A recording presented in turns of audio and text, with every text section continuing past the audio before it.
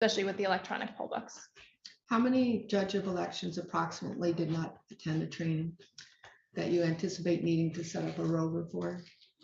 I believe off the top of my head, I believe 18 judges attended training. 18 attended. So that would be and there's some overlap between some of the precincts. right. Some So, do more than one. So almost 12. how many Yeah. precincts are there total? 30.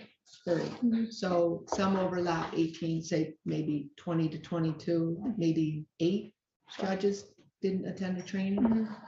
And for some of those precincts as well, although the judge didn't attend, we have one precinct where 80% of the poll workers attended. So although the judge didn't attend, most of the poll workers did attend, and we'll still be reaching out to those judges, but. So you're contacting all the judges who didn't attend. Yes, yeah, Did and we're they- encouraging them to come in. And just for the public's knowledge, we spent extra time, correct? And I know that we talked about this in email, but for the public's knowledge, we spent extra time, correct, on signatures on the provisional ballots and in training and making sure they were aware that they could end up affecting someone's vote if they don't sign it. Yes. Okay, all right, and then we also, with the, do we have all of the polls covered for the special election as far as workers? Currently, yes. Okay, At the last minute, we may have poll workers drop out. Unfortunately, that's okay, I something had that somebody happens, see me but- afterwards, because I do have somebody that's in that area that actually volunteered okay. to say that they would work that, okay, for you if you end up short or something like Okay, that. thank you. If you end up short, say for a judge of election, Mhm. do you contact judges would you be contacting a judge from another poll that's outside of the special election to ask them to fill in since they have the experience? Yes, that would be the priority. So, yeah, that would be the priority. Yeah, and this person already worked as a judge too, so that helps too. The SEAL team completed the sealing of the machines today. Obviously, it's a little bit of a smaller election, so it didn't take as long as it typically takes. So that's been completed. Electronic poll books are set to be tested next week. Our vendor comes in on Monday, and we are still awaiting news. I spoke with the Department of State today regarding the Libertarian candidate who is currently not on the ballot for the special election. We're not sure what's going to happen, but it's in the court's hands at this point. But the Department of State is, of course, advocating that counties have already had their ballots printed and completed LNA testing at this point. So again, we can't control what the court decides, but we'll be keeping in close contact with the state on that one. The mail-in ballots are already mailed out. Yes, they started going out on Friday. And again, for the public's consumption, we are using paper ballots for this election, Yes. correct? Anybody else? Anything else? So the Libertarian candidate could participate as a write-in then, right? Theoretically, they could participate Well, as if a they're not write-in. on the official ballot, they could participate as a write-in. That and of course, if the court rules in the candidate's favor, they would be actually placed on the ballot at that But point. that would be after the fact because the ballots are already printed and sent out and we'll have them back in, right? We'd So probably have to issue replacement ballots. That's a time, okay, that's a challenge. Yeah. Well, that machine will go all day long because it's a slow machine. Make for. It's a slow printer. So, you know, it's not something we can control, but Anything else? Anybody? Or election bureau? No? Okay, we'll move into the first item under the board. Best practices for Luzerne County Election Board and Election Bureau, cooperation in election matters, budget review, election equipment purchases, hiring process input. I put this on the agenda for information, discussion, and possible board vote. For this board and future board of elections, I think it would be good to have a resolution put together that outlines these three matters. Have the resolution or resolutions created, adopted, and posted on the Board of Elections resolution webpage. Budget review, again, election equipment and purchases and hiring process input. Going forward, I think it would be good for the board to set a goal of defining and posting any of these resolutions for any issues, not just these that repeatedly seem to be coming up. So we don't have to keep having conversations about them. All board members received some recommendations from the Office of Law on Board Bureau cooperation for these three matters that were placed on the agenda tonight. I personally think it would be most efficient to maybe discuss each one separately and go through each one and discuss as a board, and then ultimately discuss, how, if we'd like to address these, how we would like to address them, whether it be a resolution or the board members all majority feel a different way. But start with the budget review.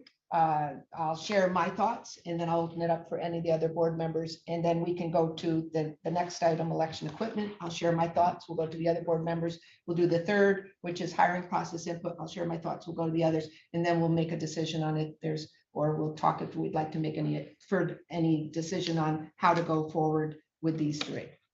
So for the budget review, I propose that a resolution state that the Bureau will provide a copy of the budget to the board for their review and input in a reasonable amount of time before the budget has to be presented to the county council. The board would have an opportunity to make suggestions to the Bureau director. The Bureau would review and take into consideration any suggestions by the board, and the Bureau would provide feedback to the board on the feasibility of their suggestions. I'll open it up to the other board members if what their thoughts are on my proposal, or if they have something they prefer for budget review. I think it seems like we have been strategically cut out of all of our responsibilities that are outlined in Title 25.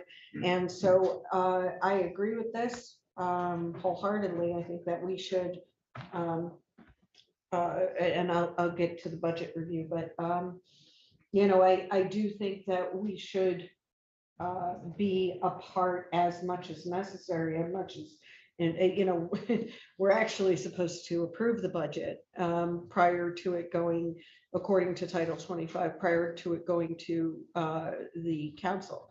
And so again, purchasing of election equipment, these types of things, we are supposed to do all of these things that as outlined in the law. And so I'm a big proponent of this, and I've been saying that for a long time. So I agree with you. Budget review, I think. And can you review that? Can you read that one more time? I apologize. I just wanted to hear it one more time. I'll just condense it. Proposing that a resolution state the Bureau would provide a copy of the budget to the board in a reasonable amount of time before the budget's presented to the county council. And we as a board would have opportunity to make, after reviewing, make suggestions to the Bureau, and the Bureau would review and take into consideration any suggestions by the board. And then they would provide feedback to the board on the feasibility of our suggestions. So there would be a cooperative back and forth on the budget. It would be presented to us prior to being presented to the council in a reasonable amount of time, so that we could have, an understanding of it, make suggestions. Well, I know we can't vote on it tonight because there's no copy of the resolution in the agenda, Right. but yeah, I'm all for it. Any other board members on budget review? Ms. Williams, I can I think- just, I'm sorry, I didn't mean to cut you off, sorry. Go ahead, Go ahead. Paula. Go right ahead. You want me to go first? Sure. Okay, just so, I just want to make it clear that these best practices were recommended by the Office of Law to give the election board input into the areas of concern that you were just addressing, the budget of the Bureau, the hiring of the election director, and the election equipment purchases. These conform to the Home Rule Charter and the Administrative Code. Until the charter or code can be amended by council, as Ms. Fusaro was just bringing up with some of the issues that are constant issues that we constantly have. But as of right now, the board doesn't have the power to give itself powers that it doesn't have under our charter and administrative code. So these are things that the administrative services director and her team will implement as best practices as our recommendations with input from the board. But I just want to make that clear. Mhm. Okay, any other board members on that budget review? I think your definition of what you're looking for with the budget review is applicable to all of the other I agree. parts. So unless there's something outstanding, I think we pretty much agree that that's the template for all of the other items within agenda item number 1. The only difference is with the election equipment purchases, the proposal for that one is that any purchases over 25,000 that the Bureau is considering in that have to be presented to County Council for approval, would first be presented here to the board, and the board, after discussion and an opportunity to ask questions about any purchases of that amount or more, would vote. And the vote would be either in support of County Council approval or non-support of County Council approval. And the reason I suggest this is for 2 reasons. I look back at the minutes from the very first boards, and they did this. Not only did they do support and non-support of the large purchases, they approved small contracts. They voted on them. They didn't vote for this. So I'm not going there. I don't personally, I don't think that's necessary. I think smaller purchases all the smaller purchases don't need to come before the board. I think the Bureau certainly can handle that on their own. But for the larger purchases, I think that the board members themselves spend a lot of time researching these larger purchases, have had very valuable and good questions about prior purchases in former boards. I've read, had suggestions on voting machines.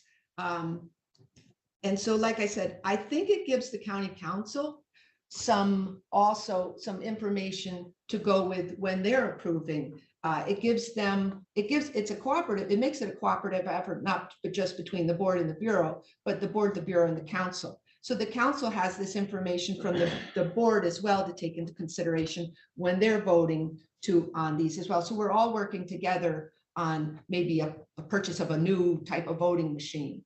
And so if the board itself is saying they don't support this, there's probably, and that's a majority vote, there may be some very credible reasons why the board might not support that. And I think county council should be aware of that without it just going from Bureau to council. So that's why I added that.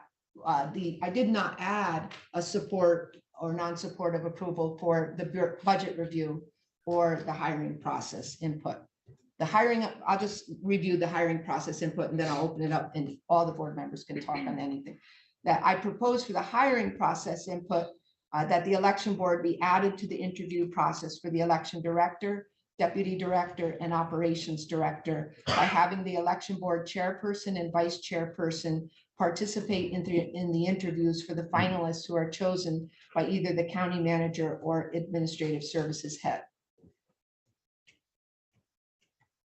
Now, I might add to that, and I didn't do that in my write-up, that say, like, we have a bipartisan team for the chair and the vice chair, a Democrat, Republican. Certainly, we don't have bylaws that require that. We've done that.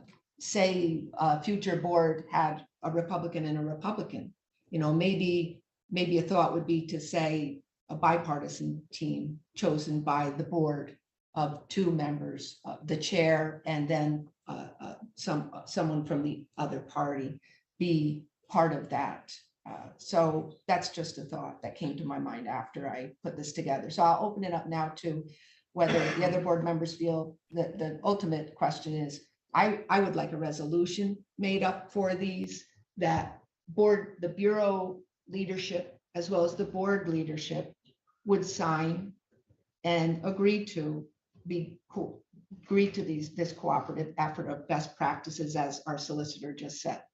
I think it's a good practice for not only this board, a cooperative effort moving forward, but also for future board and bureaus to know because there's changes, how these things are done. So that's enough said for me. I'll turn it over to everybody else. And I agree. I think that, until things are changed within the administrative code, I think that we need to start working together with the other departments in the county and really, I like I said before, I feel like we were just cut out of everything. And I don't know whether that's because they were afraid we would say no, but nobody even asked us. And that's what caused a push-pull. It caused almost an aggressive climate because we were being X'd out of everything. And I think all of us felt that, at some point. And so working together with everybody, I think would be, really advantageous for all of us, getting everybody's input, especially, with the hiring the hiring process input, because there are people that are applying now who have been working in the bureau and the office in the past. And those types of things, that could be invaluable to you and to HR and stuff, that the working relationships between people that are on the board currently, and things like that. So I think that, the election equipment and stuff, I really do. I think that, taking things into consideration, budget review, there's things that, we want to add to the budget.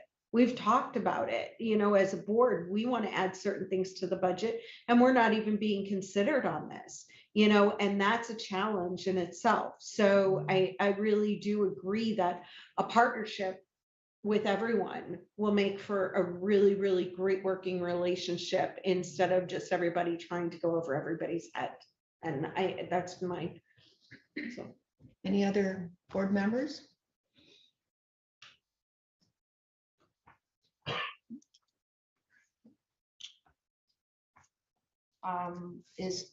What does everybody think about, requesting the Office of Law to help with putting a resolution together that would incorporate those proposals and to put it on the next regular meeting agenda, which isn't until March 15th, for a vote? Yeah. That You want to sounds make a good. motion on that? I don't know that we We need need to. No? Yeah, No, I don't think so either. No, No, no. I mean, if we put it on the agenda, I'd get like to something get that we with could. that. I just want to, election. I just want to make it clear that I don't recommend resolutions be done because the board at this time doesn't have the power to give itself powers that it doesn't have. So that's why So we, a resolution for a recommendation of this best practices is something. well, if we you're gonna can't do it that, if you're gonna do it like a resolution to, I guess, agree to the best practices, if you do it in Yeah. that manner, then that I Yeah. think could work. That could work. Yeah. Something like that.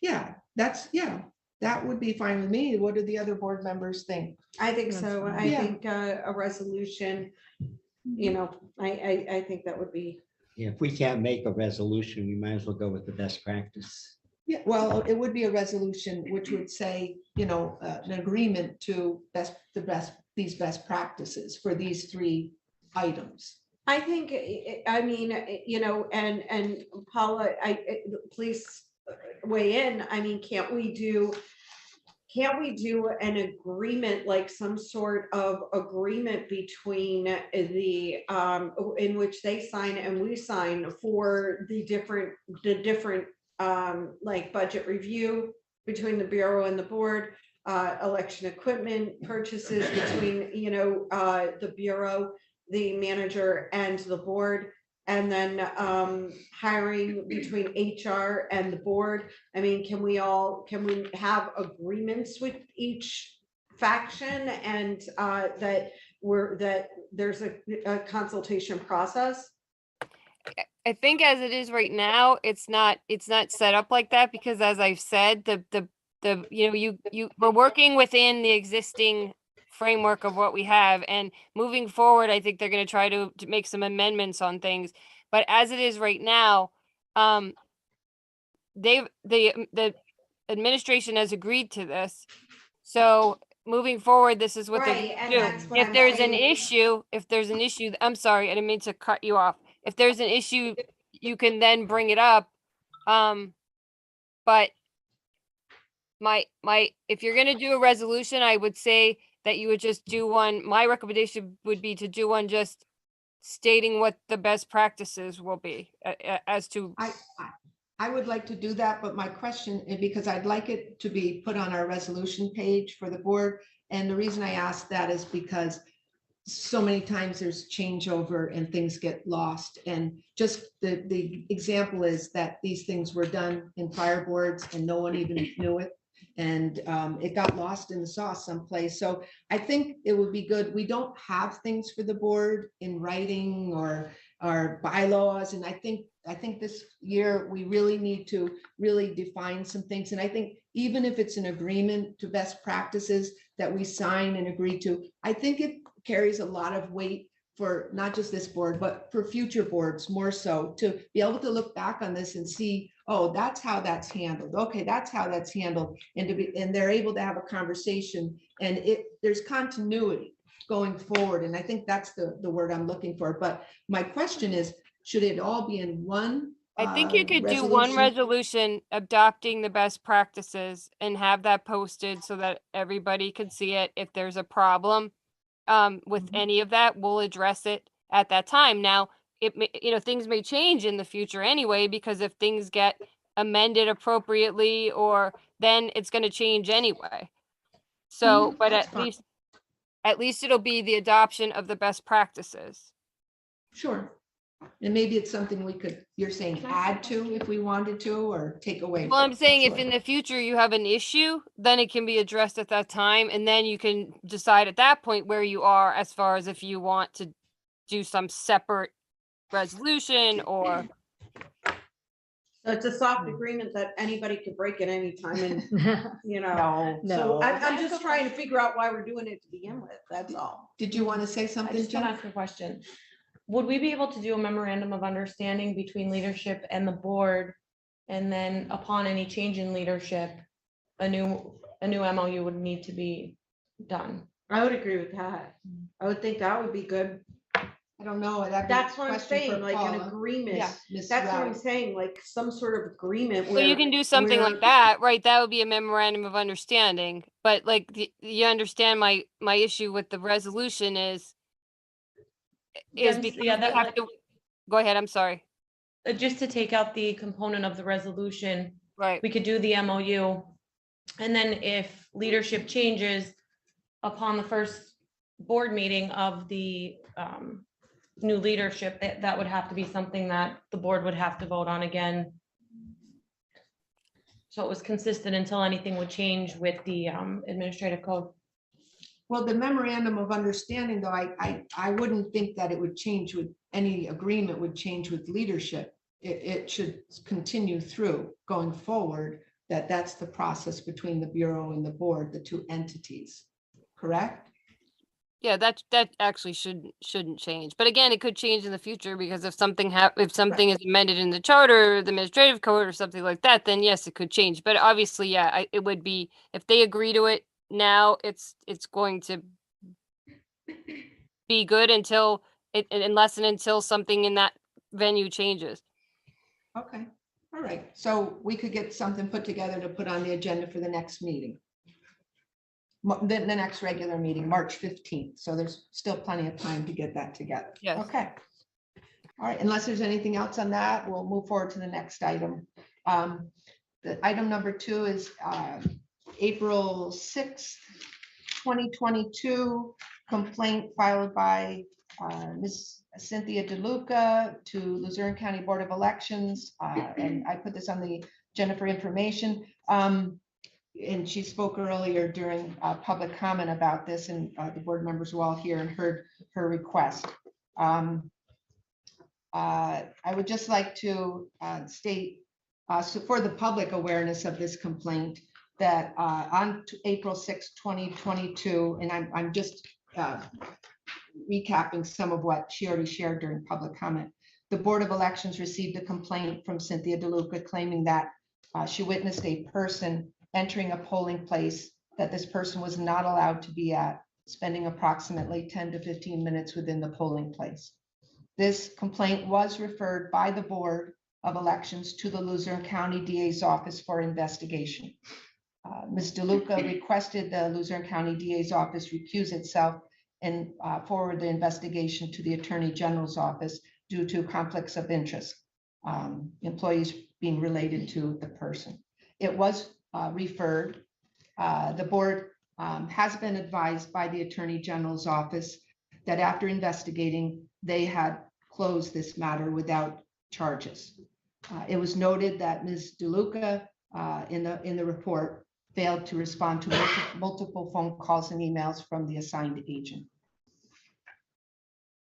Open it up for if any board members want to share anything, but that's all I have. Yeah, so I spoke to Mrs. DeLuca today and asked her why she didn't respond. Literally, I approached it as that way. I said, because I do know her. And I said, why didn't she respond to this? And she advised me that she was actually never contacted, and she would have responded. So that's the communication that I had with her today. And so that's the only input I really have on this, is that she advised me that she was actually never contacted by their office, which concerns me. So, any other board members? I do think we should do something about it, though. I don't know that if the solicitor has anything to share, but that we were informed that the matter is closed. Yeah, from I the would, Attorney I would General. ask, I would tell Ms. DeLuca that she should contact the Attorney General's office. Okay, I think she's on, so she probably heard that. Okay, If not, I can give her a call. Okay. All right. So the next item is the 2023 primary election ballot drop box sites. I put this on for information, discussion, possible board vote. As some of the public may be already aware from newspaper articles, the Wright Township Fire Hall and the Pittston Memorial Library are no longer able to be host sites for a ballot drop box. I have inquired with the Bureau leadership about the possibility of changing the eastern and northern region ballot drop boxes to alternate sites, specifically if there are any county-owned buildings in the vicinity of the eastern or northern regions of the county.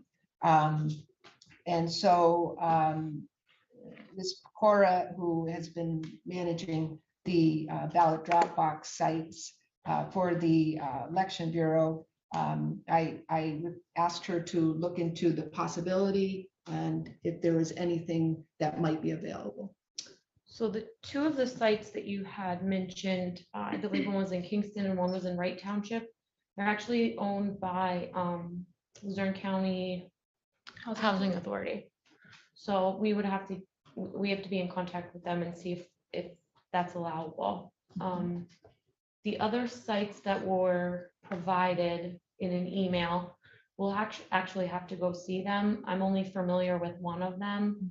And I do know that this site is an empty garage building that the county owns. It's used in southern Luzerne County to house equipment for road maintenance and such. No, I don't think we were talking about anything in southern Luzerne County. It was just the 40 West Side Annex. Okay, I'm sorry, there was a few emails that came in on Yeah, we have the southern with the new site for the Broad Street Exchange Building. okay, So the 44 West Side Annex yes, is I think it could be a possibility. We would have to see, it's in the Veterans Affairs Building. Mhm. So we'll have to see if that's doable. There is a district magistrate office in there also. They have a shared entrance, so that's something we can look further into. I did do a site visit. Mhm. And if we could get surveillance in that area where the drop box would be. Sure. The other one, for the housing authority, the Right Manor was the site I asked if you would correct. check into in Mountain Top, which is very close to where the firehouse was. It's almost right across the street. Yes, yeah, and I did check it out, and the vestibule area would be an excellent spot. I think maybe the residents would like to have it, and I think they also get seniors pick up meals there, so any seniors picking up a meal could also bring their mail-in ballot if they wanted to, so it'd be a win-win. But those were two sites that came to my mind, the West Side Annex and the Right Manor, because that one is very close to the site that people have already used up in Wright Township. Were we not included in these emails? I As a board? inquired with Jennifer to look into it. No, I didn't include you. So you Did I do- need you- to? Yeah, I think so. If we're looking into different Dropbox Well, sites, I think that we as It a was, board it need wasn't to a know matter about of, that. I was doing it for the board. I was requesting the information for myself to find out if they were possible before presenting it to the board, which Well, I'm I doing think- now. Well, Wright Township has banned Dropboxes. No, I they know haven't. that. No, they Yeah, haven't. they actually passed a resolution. Have you read the resolution? Yeah, Because I have read that. it and all it is it's the same resolution that's similar to the county council resolution. They initially, the people who presented it wanted it as a band and they put up that, but then they changed it. And the one that they approved, it says that it's requesting the state legislature to ban ballot drop boxes and mail-in ballots. And so it's not a Wright Township ban on ballot drop boxes. So anyways, you'll let the, I mean, there's still time for the primary election to do some legwork to see if those county-owned sites work. okay, and I wasn't finished speaking.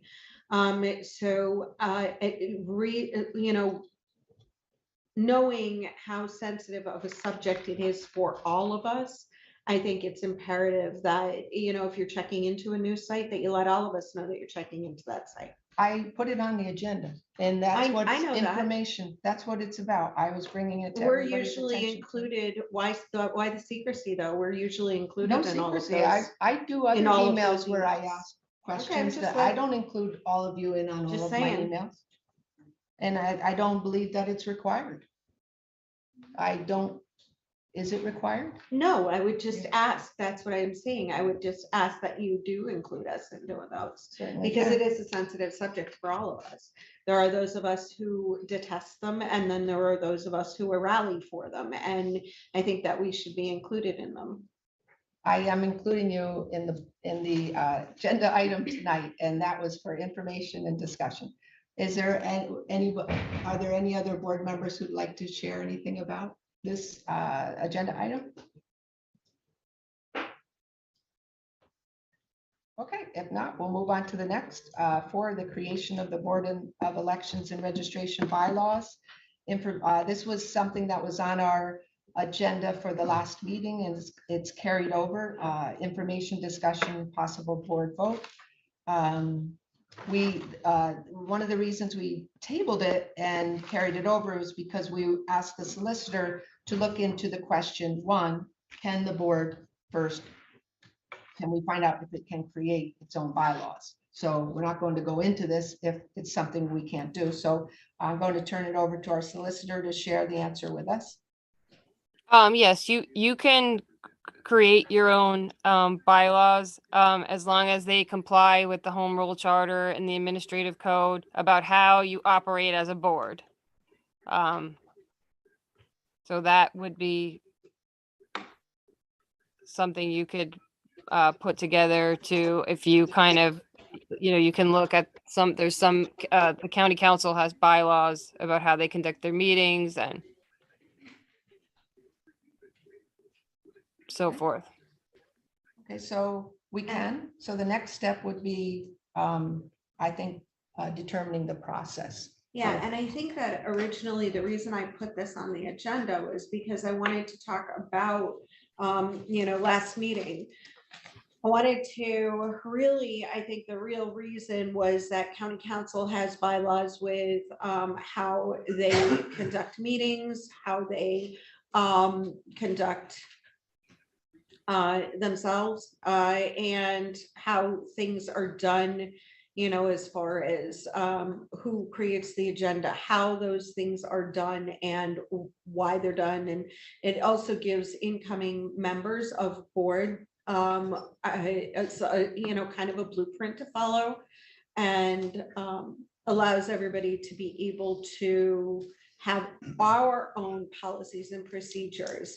A lot of other boards and committees have bylaws, you know, running meetings, whether we should do work sessions, when work sessions are necessary, when special meetings are necessary, what protocol to follow, things like, you know, adding things to the agenda, what date they should be done, if, you know, all kinds of things. And also, you know, how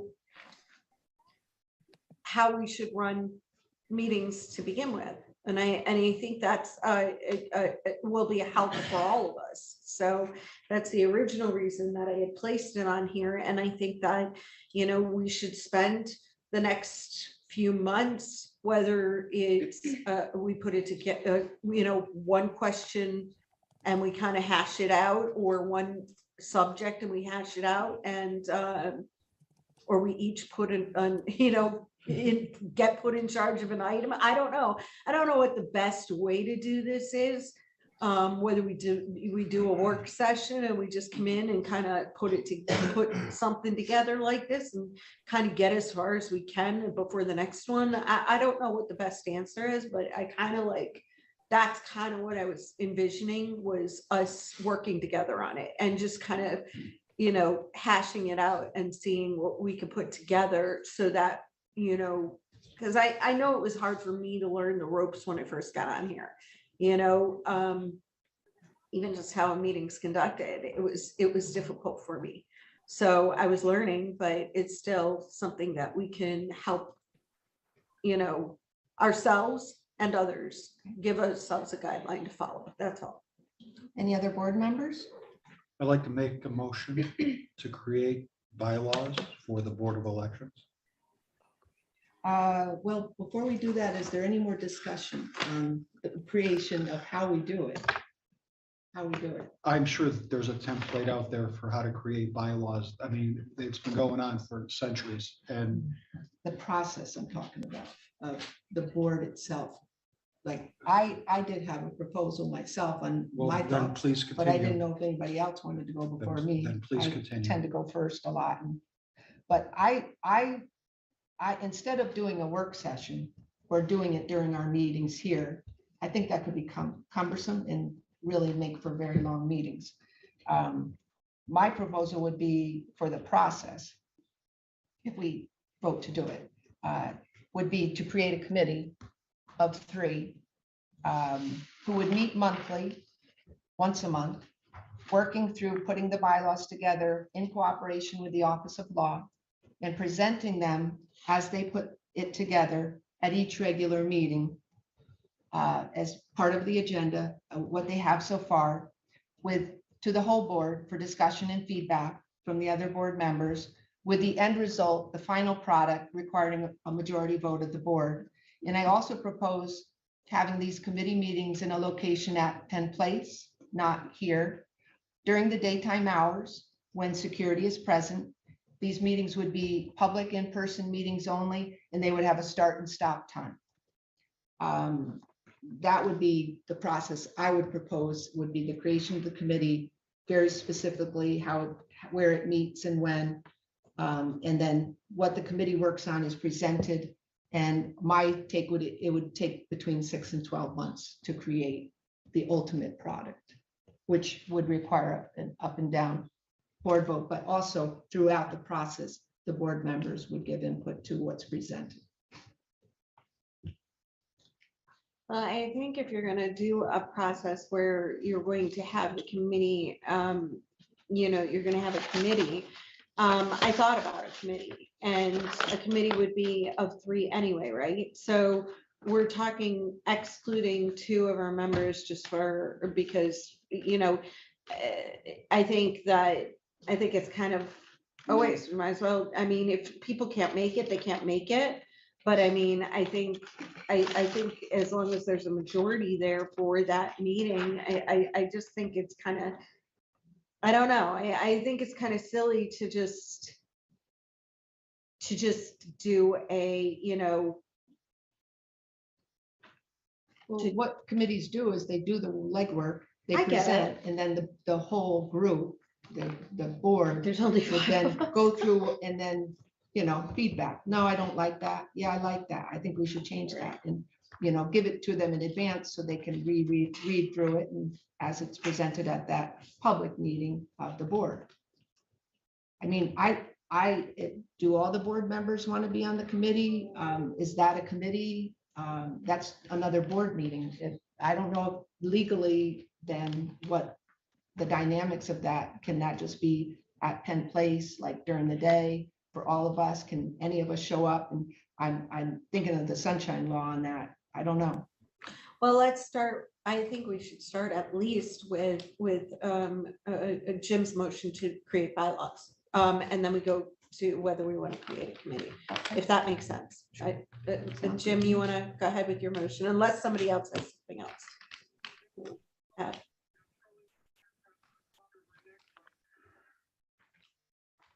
I make the motion to create bylaws for the Board of Elections. Is there a second? I'll second. Second by Ms. Fasaro. Roll call vote.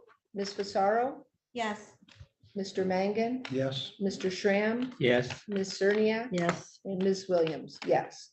The motion passes unanimously, 5 yes, for the creation of bylaws for the Board of Elections and Registration. Denise, you want to make yours? Sure. I'll make a motion for the formation of a committee. I'm sorry, of a bylaw committee. Bylaw formation committee.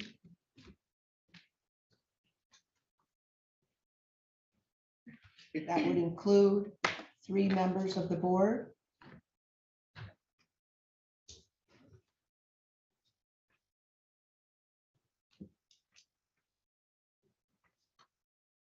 Who would meet monthly. Who would meet once a month.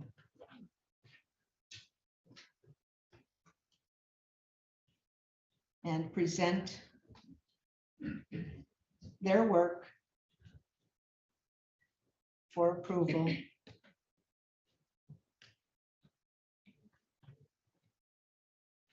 of the whole board.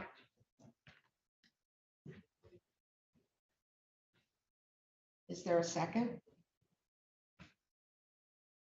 I'll second it. Seconded by Mr. Schramm. Roll call vote.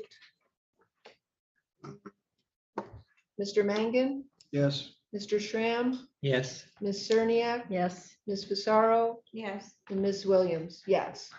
The motion passes unanimously for the formation, the bylaw formation committee that was of 3 members of the board who would meet once a month and present their work for approval of the whole board. The determination of who the 3 members are, I mean, that's, we can discuss that.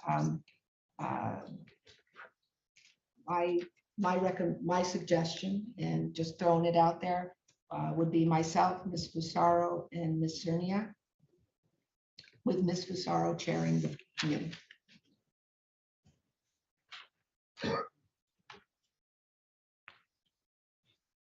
I'll second. Okay. Roll call vote. Mr. Schramm, yes, Ms. Cernia, yes, Ms. Fasaro, Yes. Mr. Mangan, yes. Ms. Williams, yes. And that's for the members, and that passes unanimously. The committee will be Ms. Williams, Ms. Fasaro, Ms. Cerniak, with Ms. Fasaro chairing the committee. The next item on the agenda is naming a clerk to the board with designee. Ms. Fusaro wanted this put on the agenda for information, discussion, and possible board vote. So I had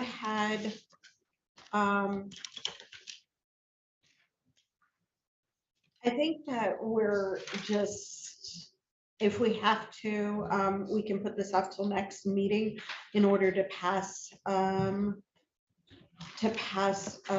you know, whatever naming. I don't know if we have to officially, but according to Title 25, we are supposed to officially name our clerk.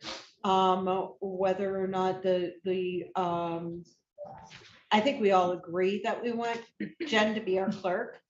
And I don't know if anybody else agrees with that. Jen, would that be something that you would accept if we did offer that to you fully? Yes. Okay, and then she could designate it according to the thing. She could designate if she's unable to make it to a meeting or unable to do something, be present, then online or in person, that she can go ahead and put, you know, go ahead and designate for that day. But, you know, it's one of those things that I think in speaking with some of the framers of the administrative code, they had kind of told me the reasons that they had put the that on for the administrative head to be the clerk to the board, and their reasoning was because they didn't want it to always fall to the you know, to that to the director of the bureau. So I think once in a while, if it's necessary, I think that's important, but that was what the framers had, the framers I spoke to anyway, had told me that that was what their intent was. Okay, now it is hearsay, but it's neither here nor there. I think Jen Pecora has stated that she's willing to do that. And I'm Could I ask confident a in that. question? Mhm. We have a clerk, and Ms. Pecora designated Ms. McBride as our clerk, and Ms. McBride has been our clerk. But we since never Ms. named her. Excuse me, since Ms. Pecora named her. So I don't know what you're talking about Jen Pecora being our clerk. I mean, she, in the administrative code, it states the administrative head, services head, is the clerk, unless, or may designate it to someone else. And this was designated a while back by, way back when Mr. Susick was here. This has been going on for a long time, that Ms. McBride and I have been working very closely with her as the clerk, doing all the administrative tasks of organizing these meetings. So that's Ms. Pecora's role, to designate the clerk, and she's already done it. So what is this about? Number one, it's about the fact that Title 25 that says that we are to name the clerk.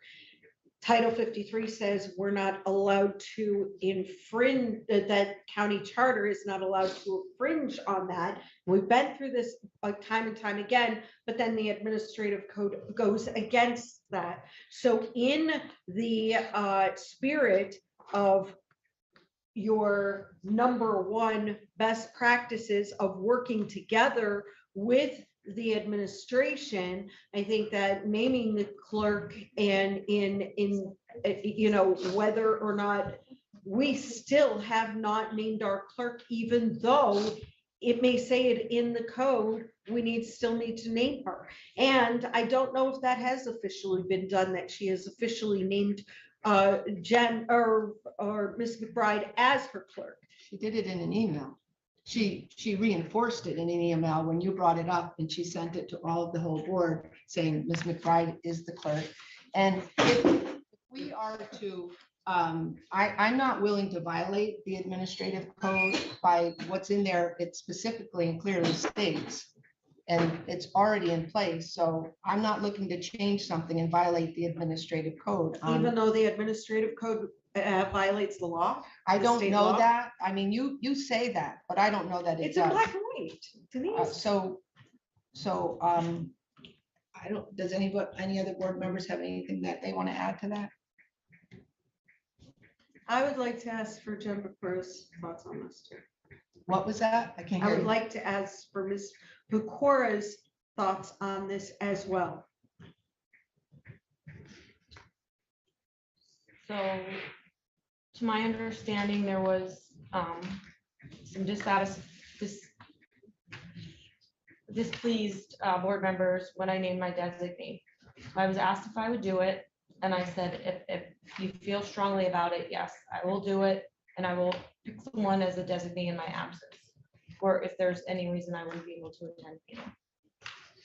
I don't recall getting that in an email. I'm just hearing that now for the first time that you're saying that and that Ms. Fusaro said that. I have not heard, I think she just brought that up Oh. now, but yeah. I'm bringing it up now. Yeah. If we put it, we're talking about it publicly, it was mentioned, so we're talking about it, whether it was in an email or not.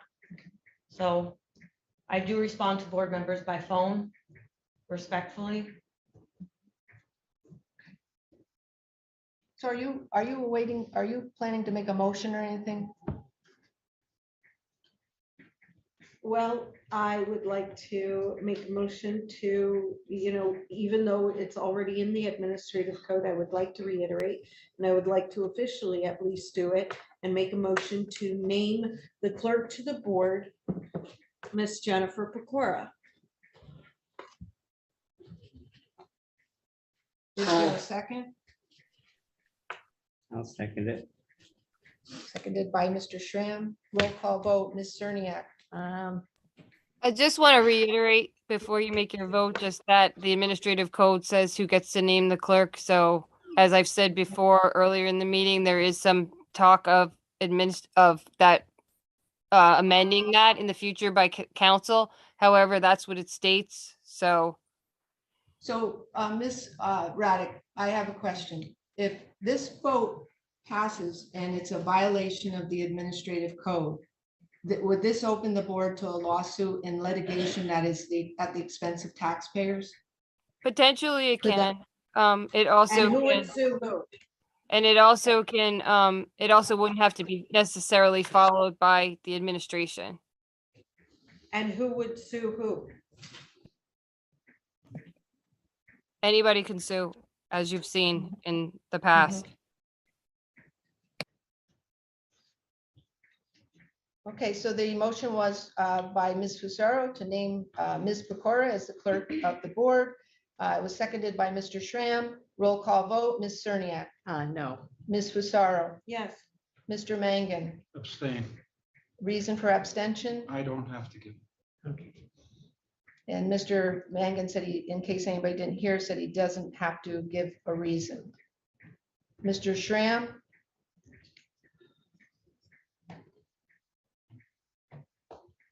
Yes. Ms. Williams, no.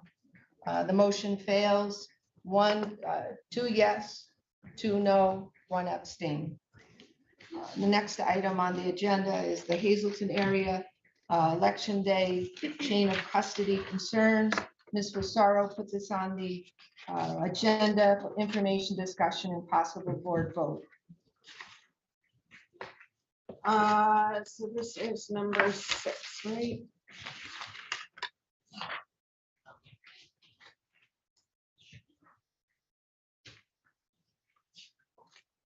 Okay, so I would like, I think it was mentioned in the last meeting that there's a midpoint or something with a handoff for a Hazelton, with the Hazelton handoff I have in my notes. Please explain how this works for those of us who don't understand what's going on with the Hazelton or Lower Luzerne County on election day and how that is handed off to somebody waiting in a parking lot. please forgive me for not knowing this, but I just learned about it. And I think did somebody mention it in our last meeting? And that's why I wrote it down. It did I think it come was up. mentioned in public It- comment or It something. did come up, but my concern would be for security reasons to disclose. Yeah, don't question. disclose where. Yeah, Please don't disclose where, but can you please disclose the process of this handoff? Because I know nothing about it and we would like to know. Sure. So some polling locations down in Lower Luzerne County, instead of having the judge of elections come all the way up to Penn Place to drop off their supplies at the end of election night, we have an employee of the Bureau and 2 employees from Building and Grounds drive down to Lower Luzerne County to meet judges in a location. And it's the same handoff process that occurs in Penn Place. It just happens down in Lower Luzerne County, just so they don't have to drive all the way up to Penn Is it Place. just supplies or is it the ballots as well? It's black bags, red bags, Okay, everything so that it's would the- be, It contains the ballots. yeah, anything that would be dropped off at Penn Okay. Place. Okay, so it is election bureau employees. Is it temp employees or full-time employees? Full-time.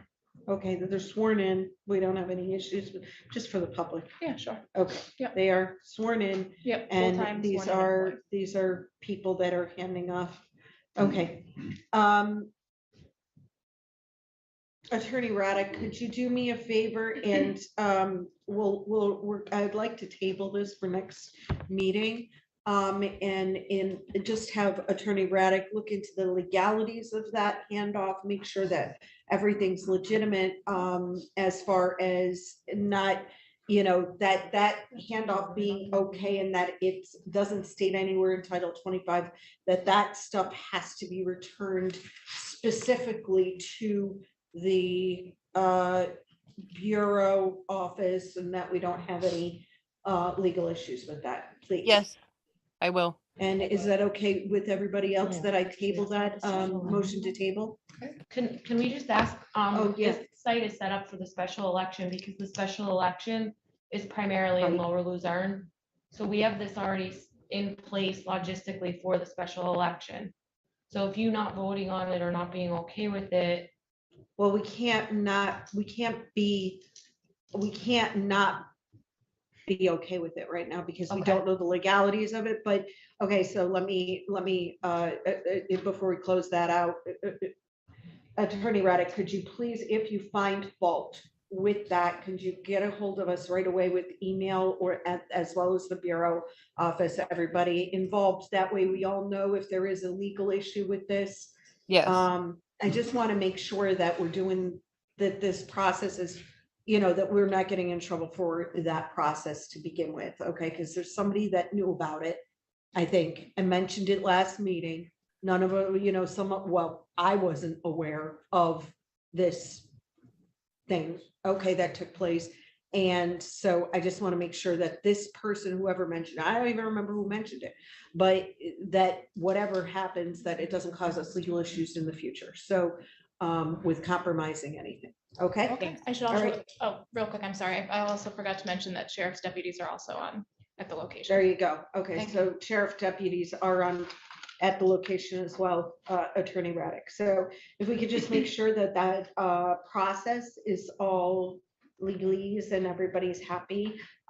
Motion to table this until next meeting, and with the exception that Attorney Raddick will let us know if there's anything crazy in there. okay. Is there a second? I'll second. Second by Ms. Cerniak. All in favor, say aye.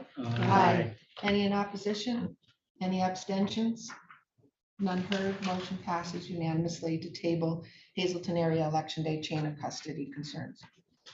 Okay, number 7, policies and procedures of Bureau and manual, information discussion, possible board vote. I'll turn it over to Ms. Fusaro. We'll put this on the agenda. So I put it on last agenda. And originally it was going to be, we were talking about sealing and deploying of machines, which we're going to get to next, but initially, when we were talking about these, we were discussing about a manual that's in the works, that has been in the works for a long time. I'm talking about different, policies and procedures that, everybody's kind of piecemeal together, and the thought of putting a manual together. We couldn't vote on this last time because Alyssa forgot to put in their possible board vote. And so not only would I like to see a manual created, but I'd also like to see, have since that is our main role, is to do policy and procedure for the Bureau of Elections, or so I've been told since I got on this board, that I'd like to see this implemented. I'd like to see us go forward with something that every director can follow, that it makes it easy to simply do a quick search in the internet, or not in the internet, in this document, and find what we're looking for, or what they're looking for, or, different things that can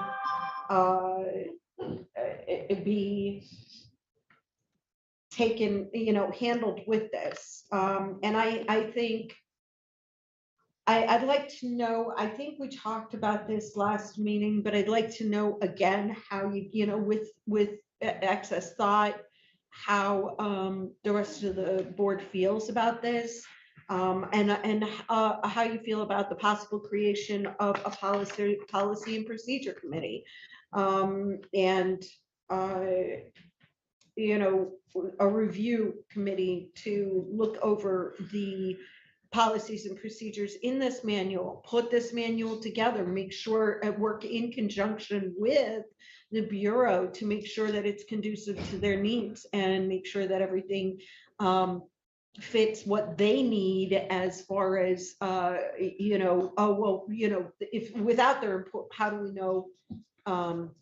And maybe you can loan us Emily for a little bit for this one. I mean, for some of these things, because I think that she's got a good handle on those things.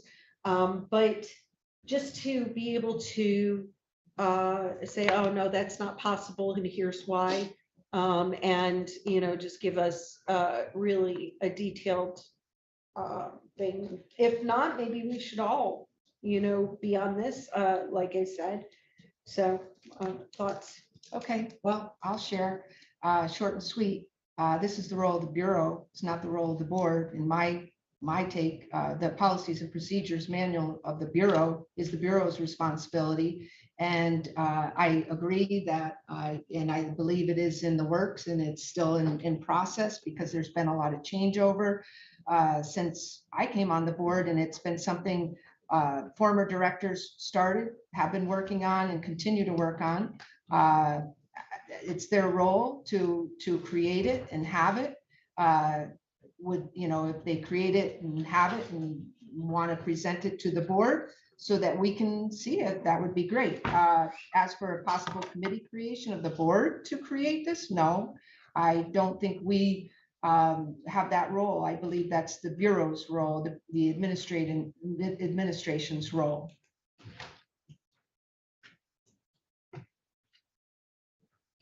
Any other board members? I'd kind of like to stick to our bylaws committee at this point and do that. I would like to see something, because I understand that there now are some kind of written procedures that have been created. I mean, I would like to be able to see what progress has been done so far. I don't know how, whether I come to the Bureau to show this, or if there's something that could be emailed. And we are open to that. There's just a lot of sensitive information in there. Logistics, security. We don't want to disclose the pickup site for security reasons. So I think, like, coming in to look at it in the Bureau is fine. I don't know about sharing it, that it would get out into the public for anything that could possibly affect our elections in a negative way. And what would we who would disclose locations and things like that?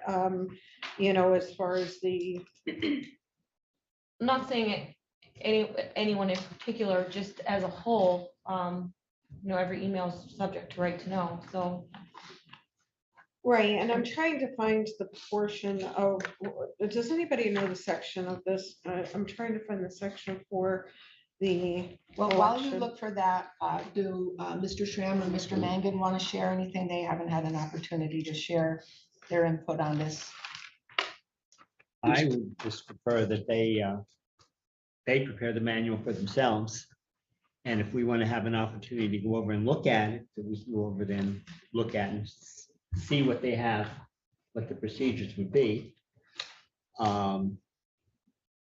I actually don't care about knowing where the pickup point is. Yeah, I don't care about that either. I'm just saying about this, I think that's because of Mr. Hazelton Mangan, was we'll before let Mr. this. Mangan, let's let everybody get a chance to speak first, and then we'll go Is second. there presently any type of a manual or procedure manual in place? Yes. Okay. And keep in mind also, in the past few years, every election has been different. The processes and procedures have been different. Sometimes we use paper poll books, sometimes we use electronic poll books, sometimes we use the machine, sometimes we don't. So they do change from election to election also, so you have to keep that in mind. Which I did want to ask too, the board voted on using the electronic poll books for this election, and then we'll be sending out paper poll books also. If there are problems with those, you might want to think about what we're going to do if an electronic poll book fails and then you have to turn to paper, what that's going to look like. So we'll have more information on that after the testing of those, but I just wanted you to keep that in mind. And so I think everybody's had a chance to give input. Would anybody like to comment second on the policies and procedures of Bureau and manual, possible committee creation? Well, I mean,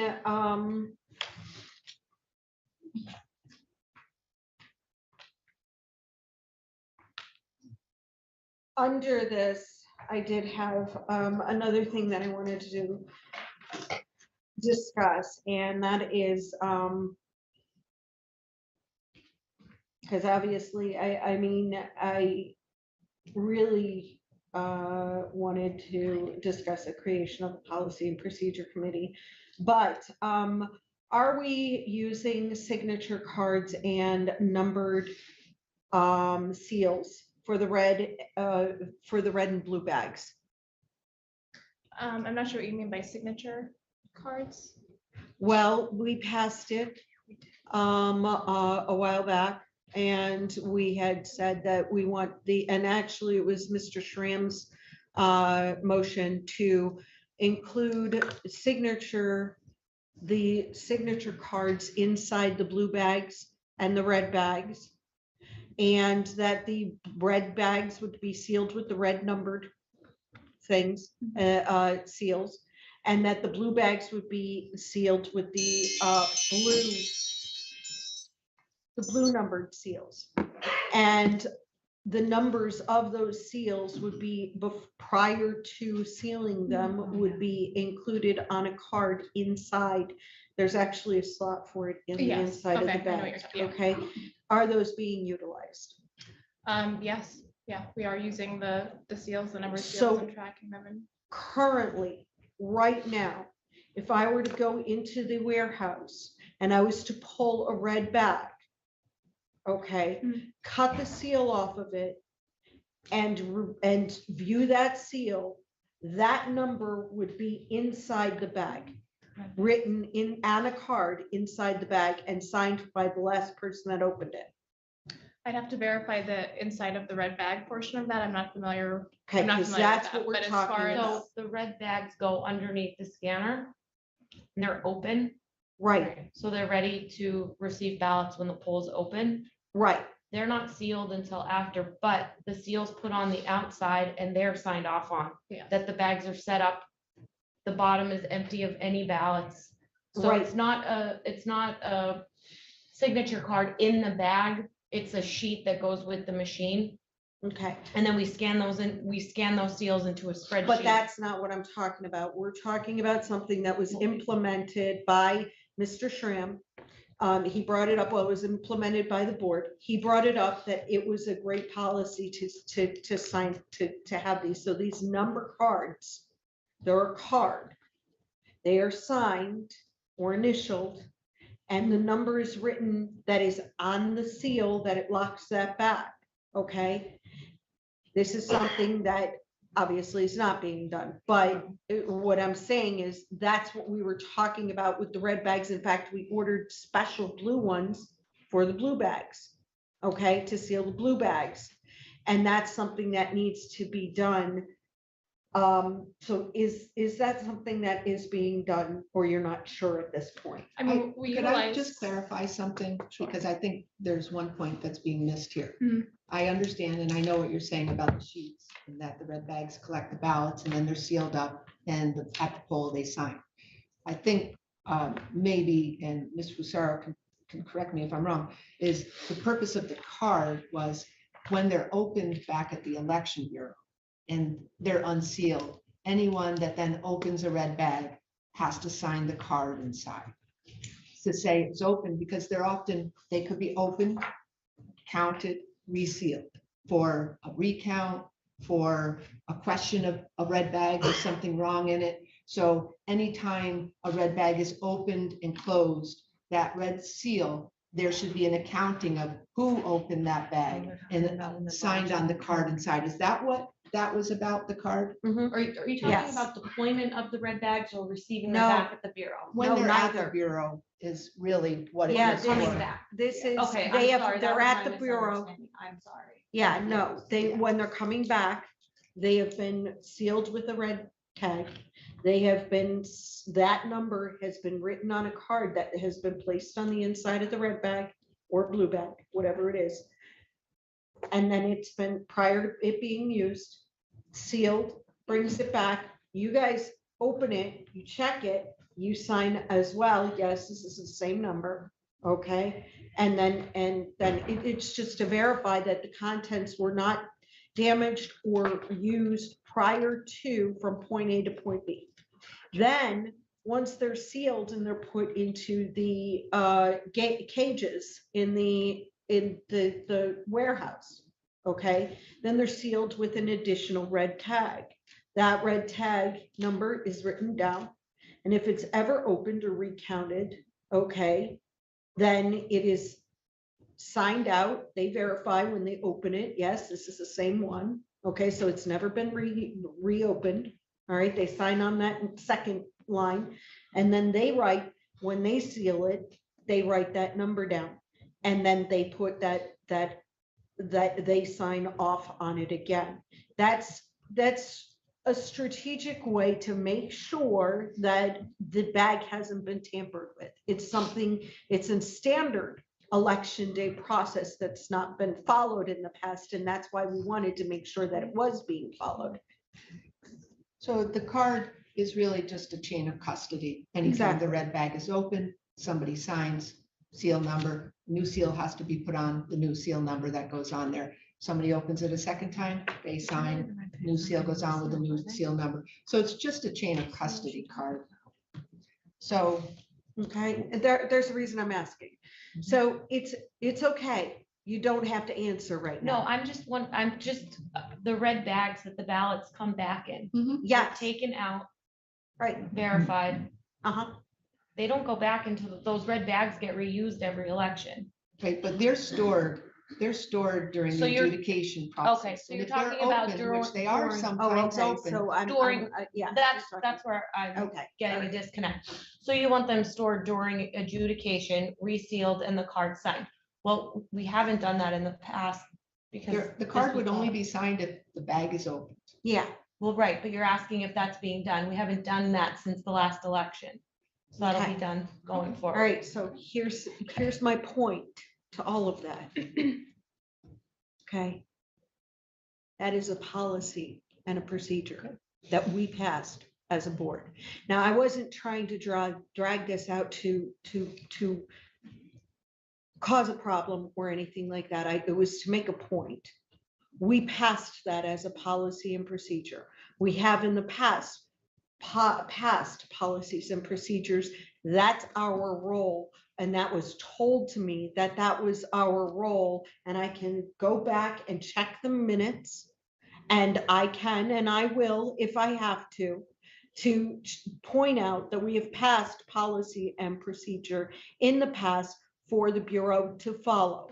That was our role. Now, if we don't have that as our role, please pray tell what we are doing here, because that has always been our top role, is to pass policy and procedure for the board Okay. or for the Bureau. So are my- you interested in making a motion? Yes, I'd like to create a policy and procedure committee of the Board of Elections and Registration. Is there a second?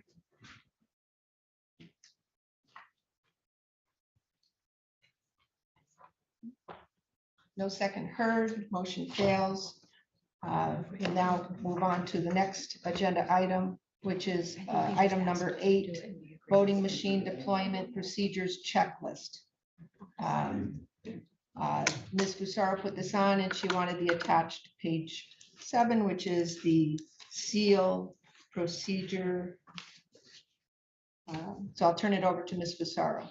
Well, we have the seal procedure checklist that we were handed, and I think that it needs signatures on it so that the person who seals it is therefore responsible for what they have, and that's the page number 7.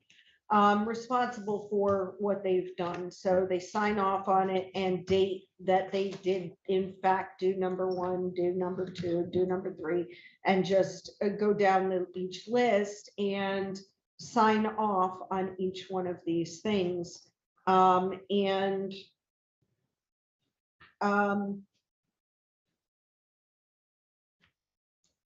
There's another thing too that's not on here that I thought would be a good thing to do. Ever since the paper debacle, Papergate, whatever you want to call it, ever since that issue, we have not put into effect something that would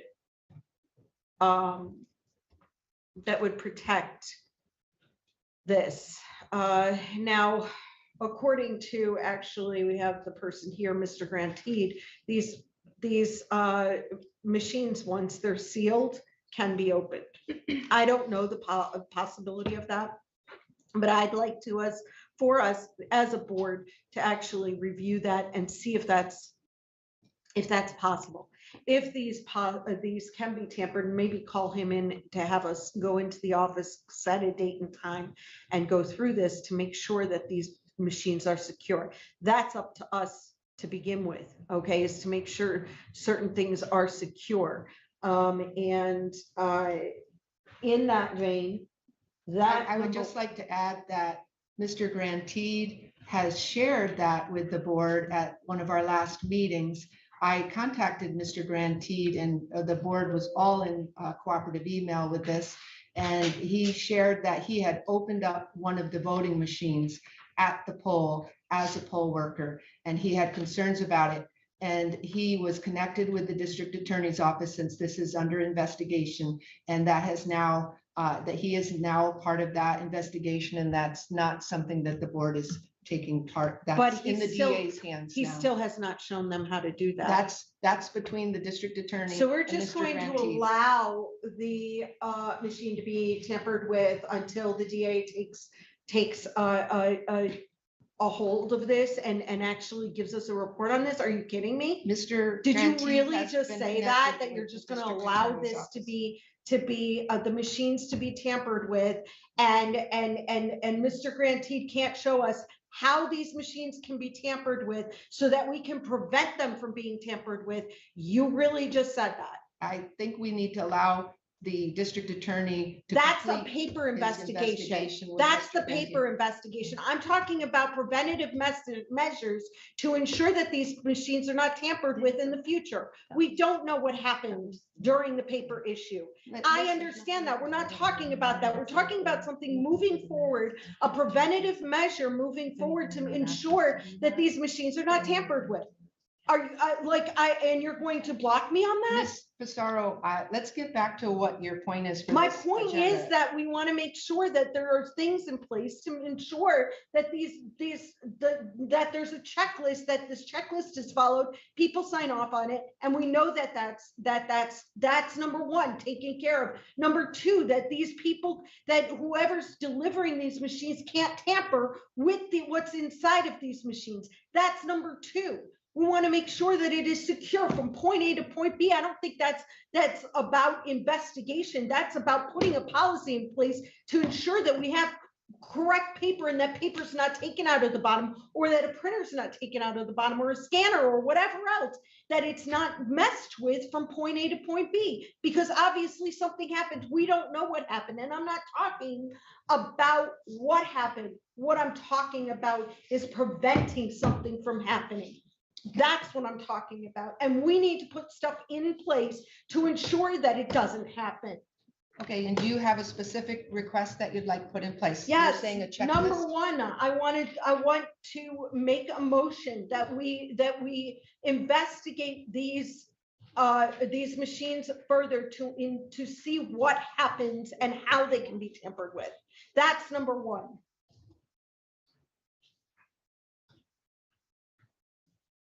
Number two, if I need to go that far, I can say I would like to have the SEAL team Okay, list. so let's go back to your edited. first motion. You were making a motion, say that again, Motion to investigate. actually not even investigate, to review current security on machines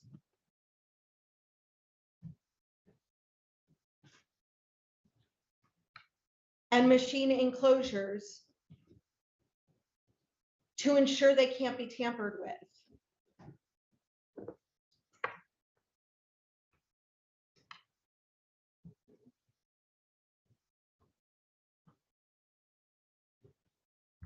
So your motion is to review current security on machines and machine enclosures to ensure they can't be tampered with. Is there a second? Before we proceed with the vote, may I ask a question? Certainly. Okay, I would like to pose my question to the board, to the Bureau. Can you explain to me what your process is with regard to the machines and what is presently in place now? Yes, so a bipartisan team goes to the warehouse. We load the scanners, check the paper for the printouts. The bags go underneath. Seals are put in the proper places with barcodes on them. The ballot marking devices, supplies are checked. The lids are sealed. The backs are sealed, the fronts are sealed. They're with the secure tags, with the barcodes and the scanners. So they are sealed. There's a checklist. The ink in all of the printers were tested. We have reports to go with each LNA Dominion inspection as well. So we have that paperwork separated from the checklists for the SEAL team. 2 people initial that the seals were placed. Everything was checked. And another team goes around and scans the tags. They're then deployed. They go into the truck, they arrive at the polling places. I don't know what you mean to say not be tampered with, because those seals need to be cut off. We send scissors along with the judge's bag. So we have a team sending them out, signing off on it, putting their name to it, that what is in there is what is in there. So if somebody at a poll received a machine and the tag was broken, they would be contacting you Correct. Okay. to say. So the I don't seal's want to, I broken. don't want to overstep where we are with regard to the invest. And I want to make it clear that I'm not disputing what what Mr. Grantee is alleged either, but there is an investigation with regard to that. So I guess my question is it possible that the machine to which he is referring somehow the seals on the opposite, and if I remember the story correctly, they were sealed on one side, but able to get access from the other side, that portion was not sealed correctly. So it most likely was sealed correctly. The machines are large and they're bulky and they're placed into large moving trucks. Right. So something can happen where a hinge can come off of a machine. They sometimes come back and they're bent and we have to do small repairs to them to get them to latch closed. So it is possible that they are damaged in transit to the polling locations, as well as damaged on the way back to the Bureau. So is there any policy that states that if a judge of election at a polling place should receive a machine that is damaged and compromised, that is brought to the attention of someone They would have to call the Bureau immediately. and they're instructed to do that? Yes, and they're taking an oath that they're going to do that. So that's something that should be reported. Also, when they received the machines at the polls, they unsealed them. Correct. So during the day, they're not sealed. Someone could open the lower door where the red bag is. They're not supposed to, and they're instructed not to open that during the day unless it gets to 500 ballots. Those are deployed, locked and sealed. So when they check them in the morning, the poll workers are taking their key to open them and to inspect them so that they can sign off on the checklist as the Bureau did on the SEAL team when it goes out. If they fail to lock it, we're at the Bureau. We can't go to each polling place and check their relocking. So they're supposed to machine. lock it back up. There's, Mr. like- Grantee, could you do me a favor and step forward, please? I have a No, question. that's under investigation I right know, now. no, I'm not asking him No, to divulge this is anything not like public that. I'm comment. talking about, I want to ask him a question as to how to get into the bottom of the machine. Because he seems to think that it is not with a damaged machine at all, a damaged pin at all. He said it is a simple, a slipping over of the, Could I ask our Attorney Raddick if this is appropriate? Attorney Raddick, I know that this is under investigation. Mr. Grantee has been connected with the district attorney's office, and I certainly don't want to compromise that investigation. And I want to check with you to find out if this would be appropriate to have Ms. Fusaro asking Mr. Grantee to stand up and give his take on this. I would advise against this entirely. Yes, course. it is under investigation. Thank you. It's been And two- this is not been 2 public months. comment time. It's been 2 months and nobody here knows how to open that. This is not public comment I time. understand that. but Thank it's you. been 2 We months. will have- Nobody here knows we how will to have open that public comment. machine. Just to including the confirm, DA's it was the office. back of the Not interested in it. ballot marking device machine, correct? I don't know because it's under investigation. I'm not sure. And so I think that it's best to leave that alone. Is there anything further with the voting machine deployment procedures checklist? yeah, motion to review. I was in the middle of a motion and you cut me off. I did that. Oh, Mr. Sorry. Manny did want more information. I'm and just, I understand. I'm just, I asked the question. I just want to add one thing also before the motion, vote on any motion is, I do like the idea of a sign off checklist by the people completing, and it sounds like from what the Bureau leadership just said that this is in place. And I just want a confirmation of that. There is a sign off sheet in place during the SEAL team, okay? We record of them in the Bureau. too. well, I was asked for that to be sent to me. It was never just- sent to me. Well, we just finished them today. Oh, okay, so it's something new. Well, we just completed the SEAL team today, so they're completed. Right, but there is a checklist that there's a. sign This off is the checklist. checklist I was sent. There is no signatures or no room for signatures or dates on this. It's on page 7 of your agenda.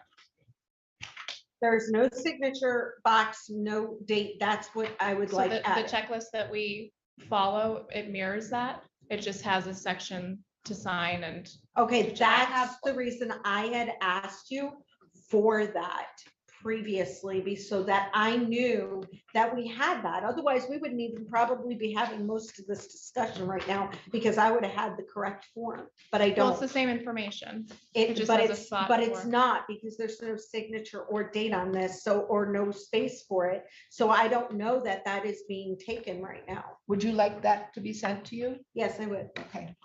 All right. Is there anything further now? Do you want to make that motion? Does anybody else have any more questions? I don't. Okay, motion to review current security on machines and machine enclosures to ensure that they cannot be tampered with. Is there a second?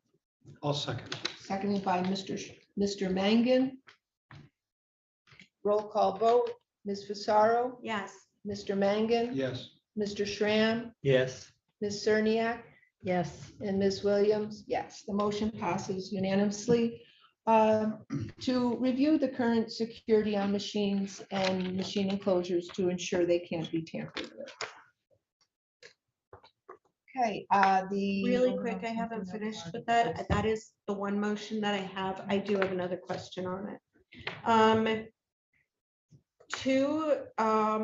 The question I have is how, are there signatures from point A to point B like there are with the bags? Is there a way to tell like that the machine was opened by one person and then sealed by that person, then opened again by another, or is that kind of like moot? So the seals have serial numbers on them. So Right. if someone were to remove them, they would be placing on theoretically a new seal with a new serial number. Right. So we would know because Right. it wouldn't be the same. So that's serial my number. question. Where is the record of those serial numbers? Remember we were We talking have about the The bags? records. Okay, so is that kept inside the machine? Because there's no point in keeping it in, outside of the Are you machine. talking about the seals? The seal numbers? Yeah, The the seal seal numbers numbers. that they send the machines back with? Yeah, So they're so, put in separate bags that the judges get at their house. Those are not together with the machines until they're at the polling place. okay, So those numbers are assigned to that judge's bag, Mhm. which goes to the judge's home, or they pick it up in the bureau. And they do not have that bag with the election voting equipment Okay. until the day of election. all right, cool. So Okay. you've got, And there's sign off procedures in place that they're being opened. so when you bring those machines back, you actually check those with the numbers that you have on file for from the judges, when you deployed it to the judges' homes. Yeah, and they're all matched in there. too, Yeah, correct? yeah. Okay, yeah, all right. That was my only finishing question with that. Thank you. They do, I did attend the whole judges training and they do go through all of that. And the process for the seals and the forms that the judges have to sign and so I do remember them going through all that at And- each of the judges trainings that And I've I gone to. think, and I apologize. I know I sound like a real jerk here. But we, as a county, had some major things happen, not one election, not two elections. We're talking several elections in a row, and I'm beholden to those people right there. And I know that if I don't ask these questions, they're gonna be upset with me. And that's why I'm having an issue with, that's why I'm trying to get to the crux of understanding. And I know I ask a lot of questions and I apologize for that, but if I get to the crux and I know, okay, this is what happens, this is what's taking place, this is the procedures we have in place for this, then I get it. Now I can answer properly and know that we're secure. That's all. You good with that now? You ready? Yes. Okay, number 9, mail-in surrender provisional ballots. Ms. Fusaro put this on the agenda. It's documents pages 8 through 14. Okay. So I have two issues. Issue one is the mail-in surrender and the spoil. We recently had a case where a voter had issue with their mail-in surrender provisional ballot, okay? And It wasn't counted because it was not signed by a judge or minority inspector. Okay. I wanted to mention this in a public forum in order to advise the public that in the event that you need to cast a provisional ballot, okay, you make sure that either the judge or minority inspector has to sign that outer envelope, okay, or it won't count, okay? And the reason being is because we are bound by Pennsylvania state election law, and that's Title 25, Section 3050, okay? So if you don't sign it, and if you're at least once, and we've made concession, every concession in the book, but if you don't sign it and the minority or inspector or the judge hasn't signed it, then we can't count it, okay? And it's not anybody else's fault, but the fact that we can't count it according to the law. So if you file a provisional ballot, it's important to make sure that those are signed. The second issue I had was just for the public, curing a ballot is when a mail-in ballot comes into the office and it is missing either a signature, a date, or it's deficient in some way, okay? And we give the voter the opportunity to fix that, okay, on election day. They have the opportunity to fix that. In the past, one of the ways to fix this was to cast a provisional ballot at the polls, okay? During adjudication of the 2022 general election, 16 of these ballots that were fixed through provisional were challenged on the grounds that they were cast illegally. So we as a board held a hearing and accepted these 16 ballots. Now, I decided to review the law, which you have in page 8 through 14 of your agenda, and review the practice of curing by casting provisional ballots and look at that further. Title 25, Section 3050, number 2, which is on page 9, says about halfway down, it states, prior to voting the provisional ballot, the elector shall be required to sign an affidavit stating the following. I do solemnly swear or affirm that my name is blank and that my date of birth is blank and that the time I registered, I resided at blank in the municipality of blank in blank county of the Commonwealth of Pennsylvania, and that this is the only ballot that I cast in this election. So that's number 1. It also says on page 10, almost to the bottom of the page, it says I, okay? And if you look down there, it says a provisional ballot shall not be counted if, and it goes to several things, but letter F says the elector's absentee ballot or mail-in ballot is timely received by a county board of elections.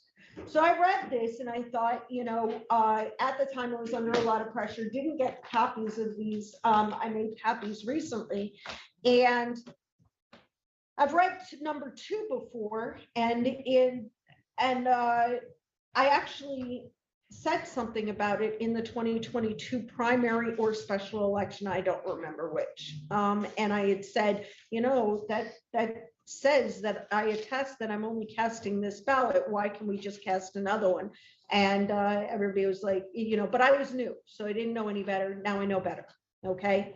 It seems to me that the law is very clear, and that if someone has already cast a ballot and it was received by the board in a timely manner as per the law, they should not be casting a provisional ballot at the polls.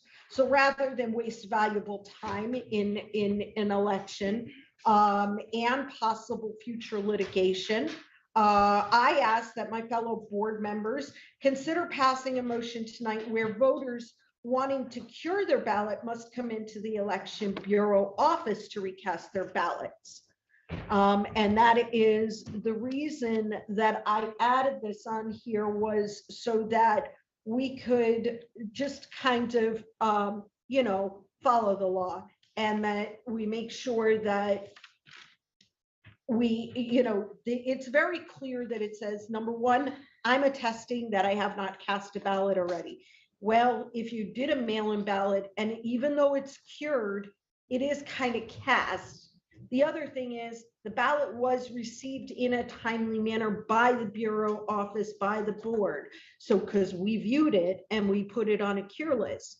So if we did that, how can we just ignore that and have these people vote provisionally when it says they should be coming to the office to cure and not going to the polling place and casting a provisional ballot. So I would, first ask for input, but then I would also ask that you would consider, we've already been through a hearing on this, and I hate to see that happen again, but more importantly, I hate to see us have future litigation over this as well. I think that we were kind of blessed not to have that happen in the last, though they were challenged, there was no litigation because there was only 16 ballots. But at the end of the day, we really kind of should follow the law on this, and that is to not have it happen to begin with. Okay, well, I have 3 things to say. The September 29th, 2022 Commonwealth Court case RNC versus Chapman, which the Luzerne County Board of Election was named in the suit. We had to seek legal representation for that, asked for an injunction of the notification to cure process by counties in PA, and it was denied. The board voted on notification to cure for the special election at our last meeting, and it passed with a 4-1 vote. Stating that it is illegal is your opinion, and that would need to be determined in a court of law. I do not support voting to cure only at the Bureau. It kind of contradicts what you're saying, that if you've already filed you're saying your piece is that you're saying that they've already filed in a timely manner, they can't cure their ballot at all. But then now you're saying, but only now at the Bureau, not provisionally. That doesn't make sense. You're kind of contradicting yourself. But I do not support that at all. Okay, well, let me Let's let respond. the other. No, let's I'd let the like to other board respond to members- that, though. I'd like No, to you respond can to that. respond. Yeah. I would Secondly, like to respond to that. I You, would- you said that you called me out. No, I would like to respond to you that. can The have your provisional turn. ballot, Excuse, point of order. You can have your second turn after everybody else gets a turn to speak. I said my piece on her statement. Anybody else have anything to share? Basically, we have received guidance from the state that we are allowed to cure. And I'm not sure if, I mean, you've cast a ballot. If it's a deficient ballot, it's not a legal ballot. And we have guidance saying you can cure, you can have a curing procedure, you can do this.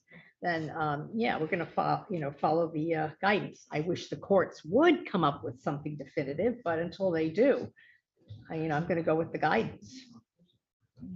Mr. Schramm, Mr. Mangan?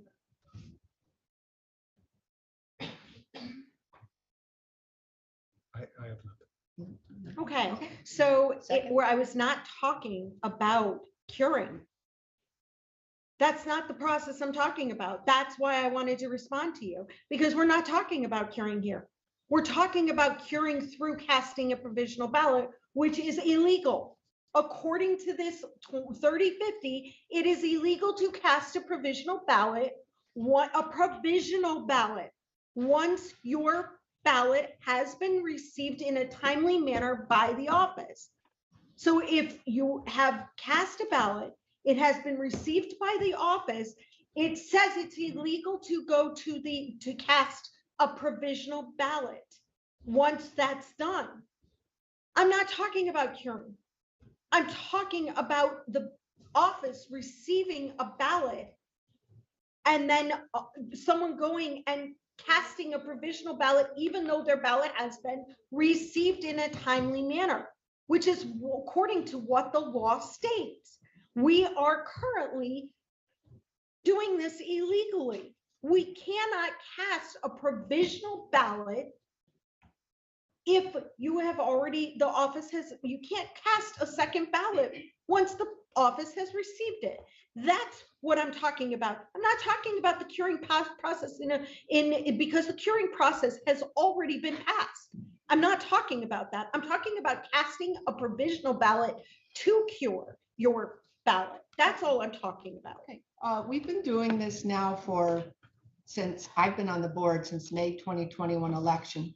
And this notification to cure process with provisional ballots. I'd like to seek our attorney solicitor's opinion. Are we acting illegally?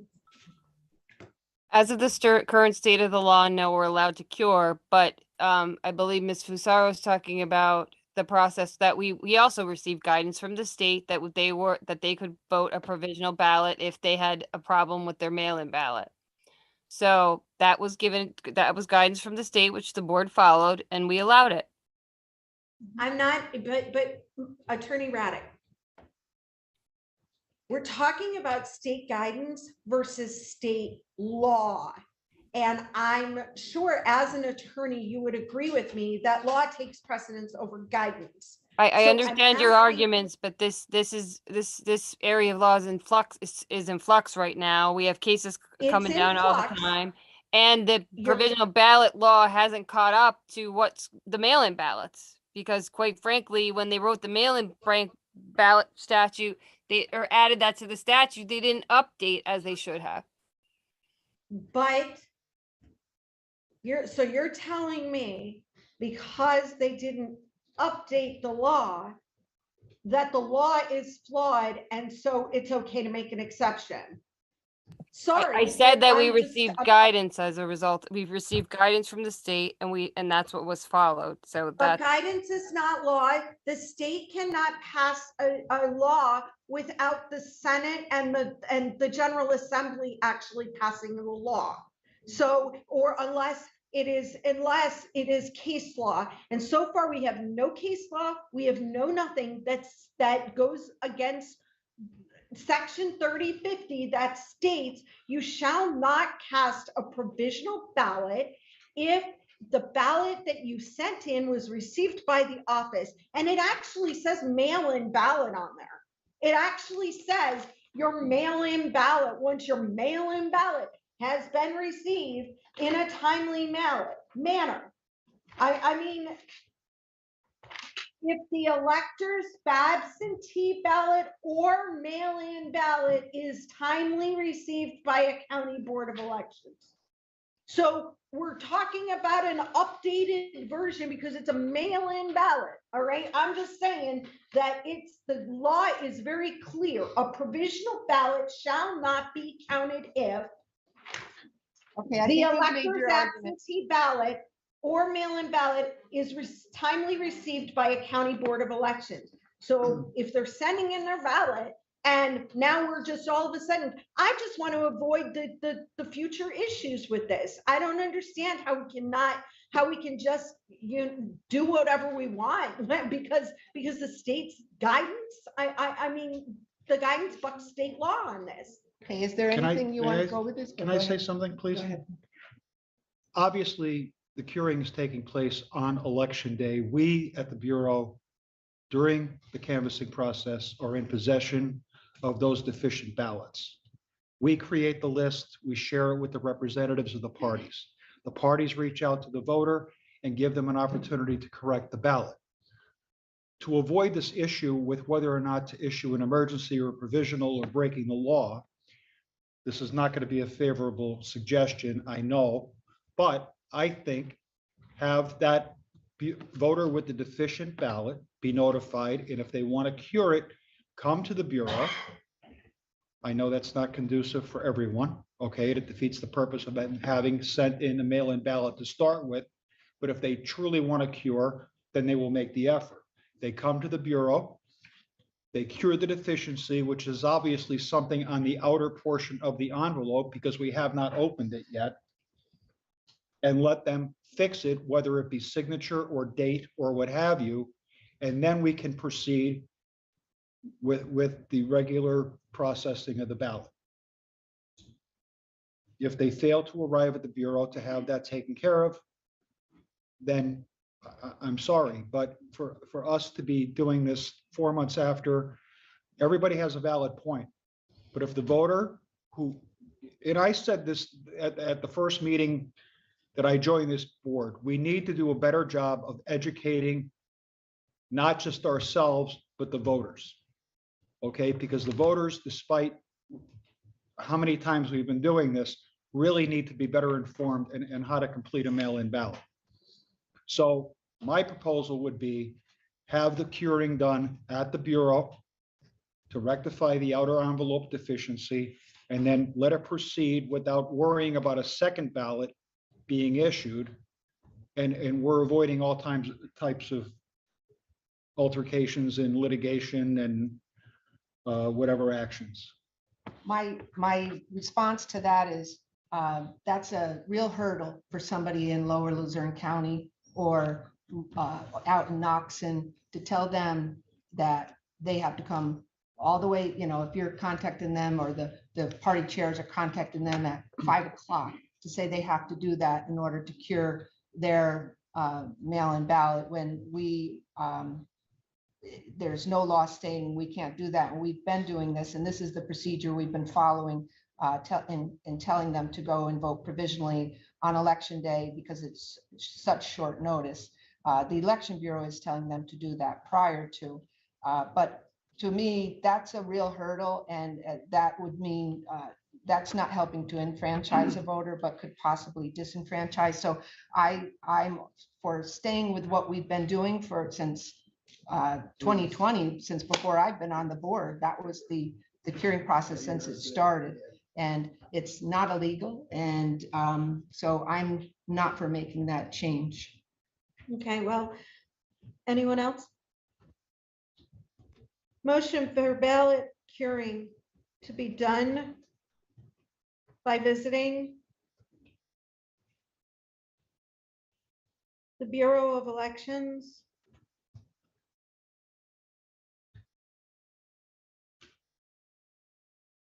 and not by provisional ballot.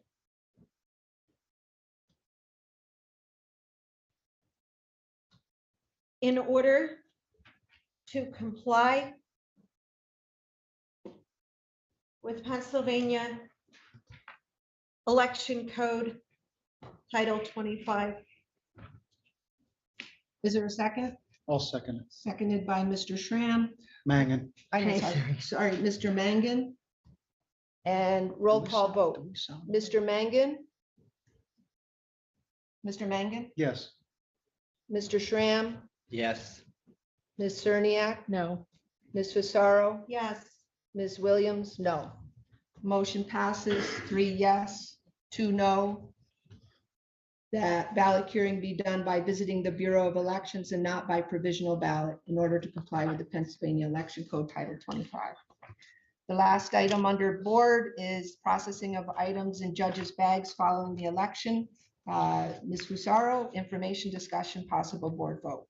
And I apologize that I added all the items on the agenda today, and I feel like I'm like Well, let's dominating the finish. conversation. I apologize for that. So I will make this quick.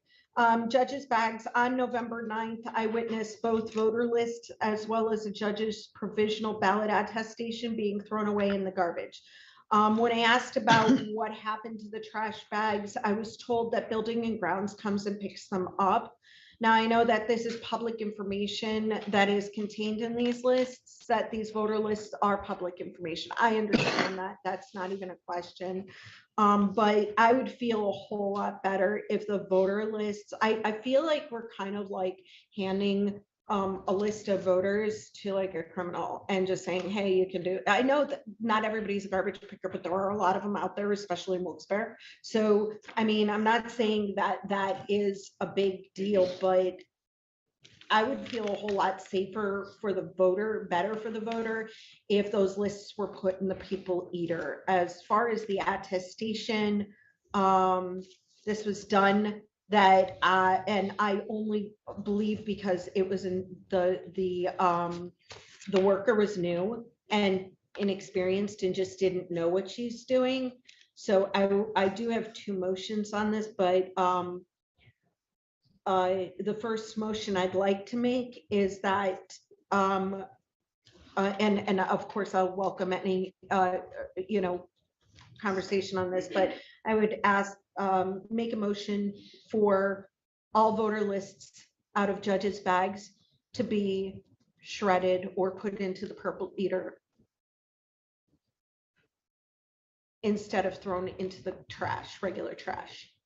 Do we need to make a motion on this? Can we just ask the Bureau if they could do that? Is that okay? Can you guys do that? Okay, can I ask you for another thing too? Can I beg and plead that if it's a first-time employee or a first-time opening a judge's bag, that they be under the direction and supervision of a veteran staff member?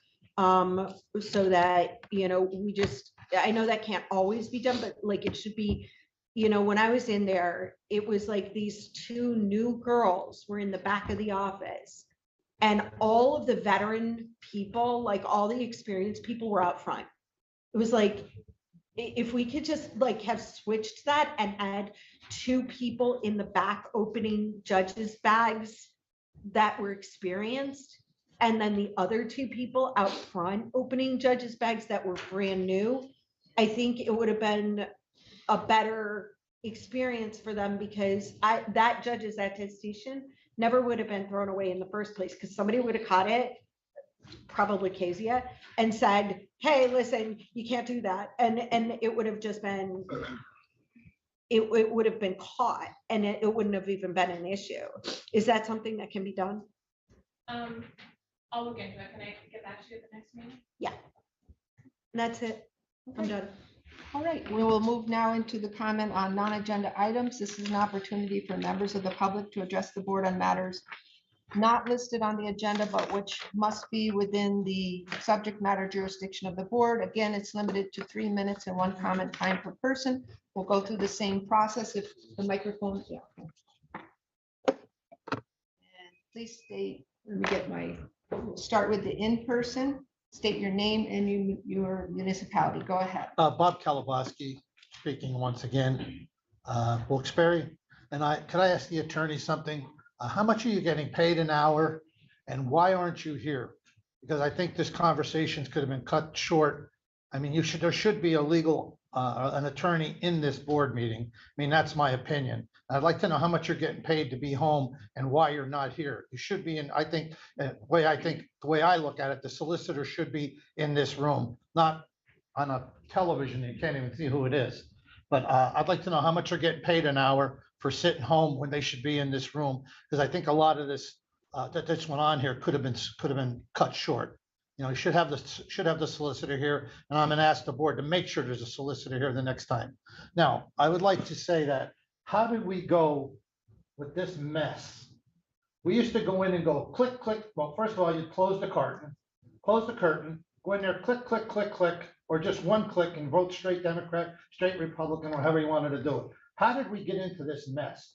This is supposed to be the most modern voting system in the country. How did we end up in this mess? That's what I want to know. How?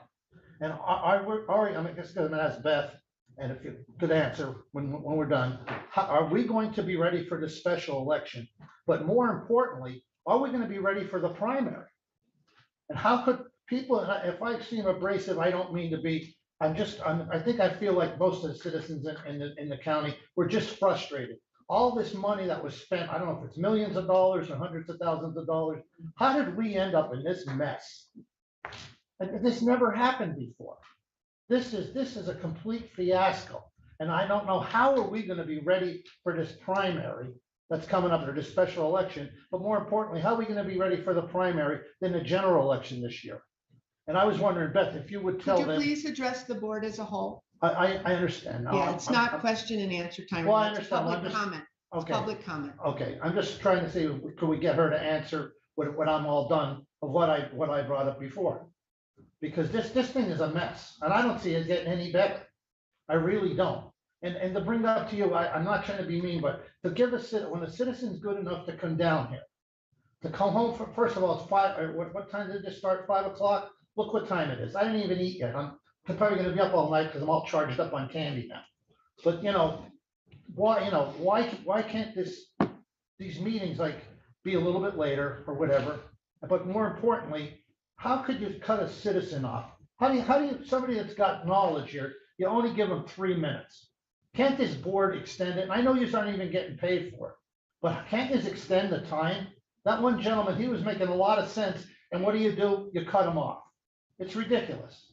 And I mean, I know you aren't getting paid, but it's ridiculous that Thank you you. cut them off. Thank Now, I you. want to, hold it, No, your time's up. Yeah. are you kidding me? It's 3 minutes. It just went off the alarm. Yeah, So do I get beat up? thank you. No, that's You're all. not gonna- Thank you. All right, well, can I get We my- want to be able to give everybody their opportunity to be. All right, well, heard. can I get my questions answered like I asked before? Next speaker, Wait a minute, I want my questions answered. go See, ahead. that's what I'm saying about being communism. Now, I was very courteous. It's Now, public comment. It's Well, public All right, should I comment. stay to get my answers? You can have a seat, please, All right, because will you answer so I don't waste my your time is up. But will you answer my questions if I stay? If someone would like to answer you, they're able to, and no one's answering you, so please sit down. Thank you.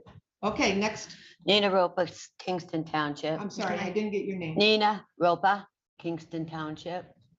I just keep thinking, wow. About 40 years ago, when I lived in Carbon County and I was working at the polls, I was a majority clerk.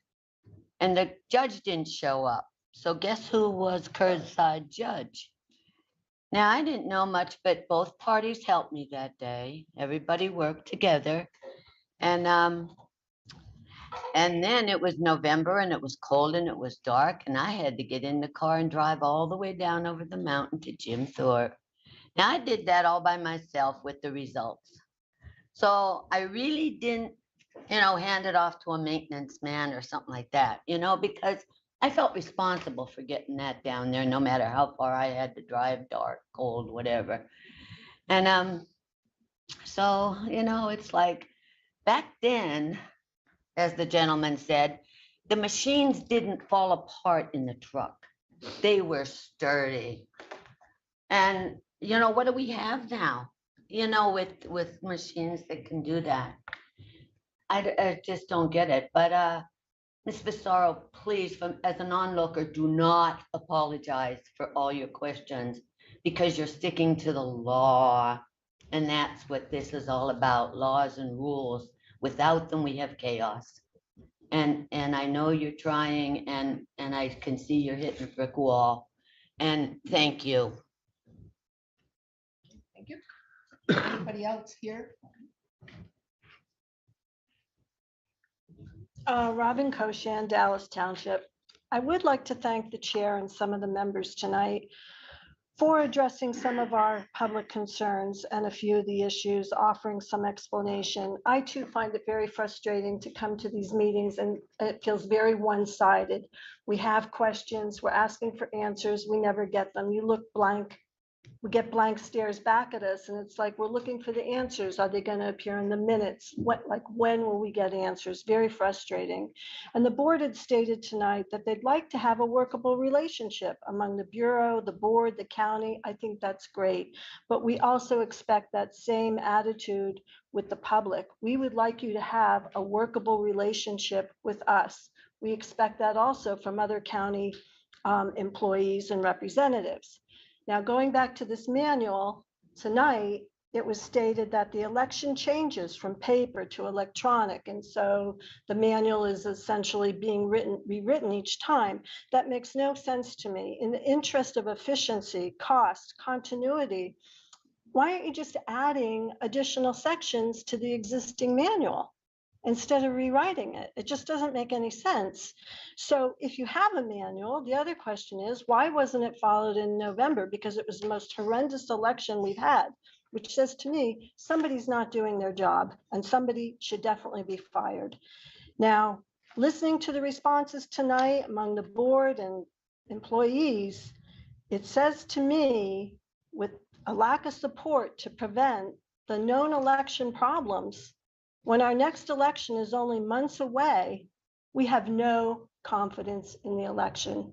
November eroded the public trust, it eroded our confidence, and I gotta tell you, listening to this chaos, nobody's in uniformity tonight, nobody even seems to know the law or want to adhere to the law.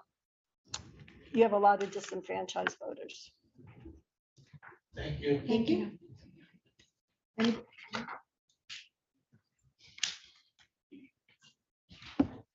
Joe Grantee, Plains Township. I'd like to say, first of all, that it's the second time that I've heard comments about not disenfranchising people from Knoxon or out in the boonies somewhere because they use drop boxes. I've heard you protect drop boxes that way in a couple of different meetings. Mr. Schramm made a comment about the paper shortage, that if people had to go back 3 or 4 times, it was their responsibility to be there. So if somebody has to come down here to do an affidavit or do whatever they have to do on some kind of a ballot, there should be no sympathy for them having to do that. It's their duty to be there. Just like Mr. Schramm said, it's your duty to get back to the poll if you were turned away. The second thing I want to say is I recommend phasing drop boxes out.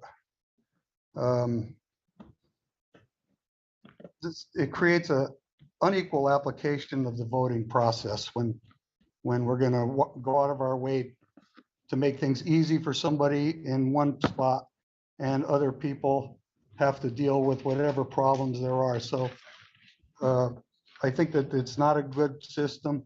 The drop boxes are not reliable, they're not credible, and it erodes the confidence of the voters. And speaking of the confidence of the voters, we need to do something to re-enfranchise the people that were disenfranchised, right? And there were many of them this last election that were disenfranchised. I'm one of them. I've been disenfranchised for a long time, but I still vote. And I'd like to bring up a suggestion that the people in this room, in order to regain confidence, take a polygraph that they had no prior knowledge of what happened on November 8th, that it was happening, and make it public. And yeah, I'd like to get a second on that. Could I get a second? Second. We need to regain the confidence of the voters. And it's not going to happen by having closed meetings at 3 o'clock in the afternoon, like you suggested to do the committee. That's getting away from what needs to be done. You want to do a committee at 3 o'clock, only open to the public, and that eliminates probably 90% of the workers in this county. And we should be making it easier for the workers to come to whatever function there are. Not that anybody cares about the committee, but there are other things that we need to get back to, including everyone. Thank you. Okay, I think everybody here in the room spoke. We'll go to the online platform. Mr. Griffith?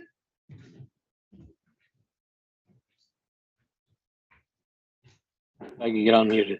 Thank you, Madam Chair. I have a couple of things that I wanted to bring up under non-agenda items. The first item is this board meeting is less than 2 weeks away from a special election. I did hear the report from the election update from the Bureau.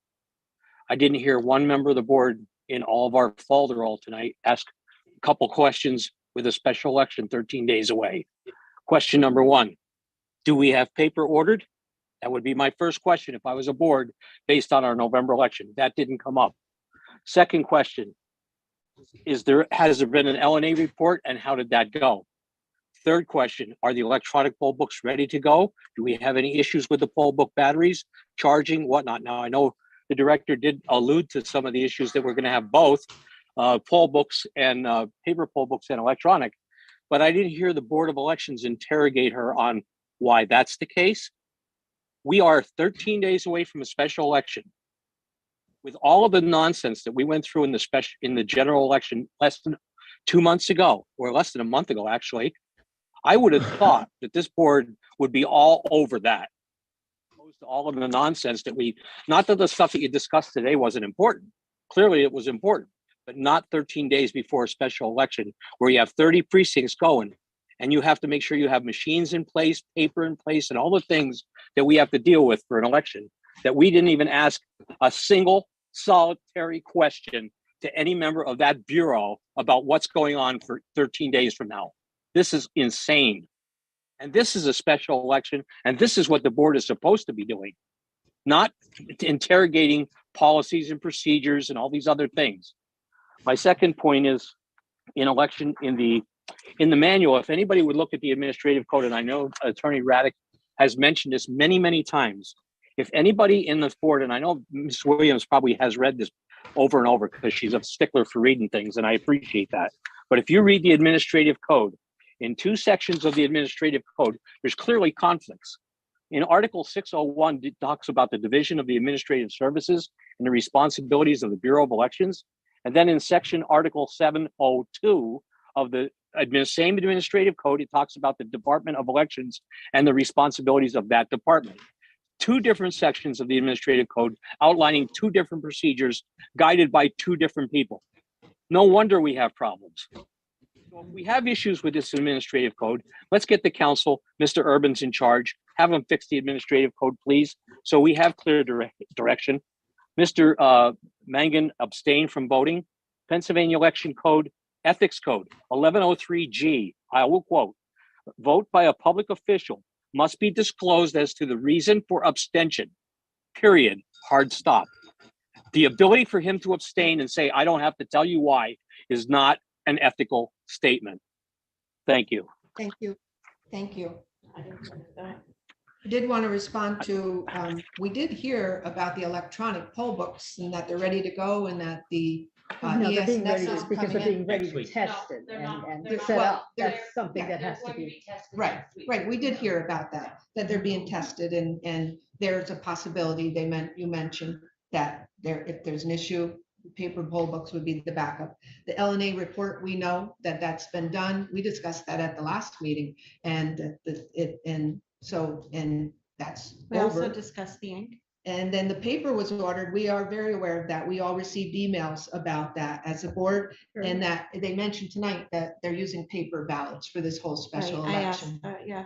Yeah, so that did come up. I asked if we were using in the talk of interrogating, I don't think it's good to interrogate the Bureau leadership. I just don't think it's good policy at all. I think this is more of a working relationship, and that's the way I'd like to look at it, is as we're sharing, going forward together and getting through any election. And so when you talk about interrogating, those are strong words, and this is not our role here to interrogate.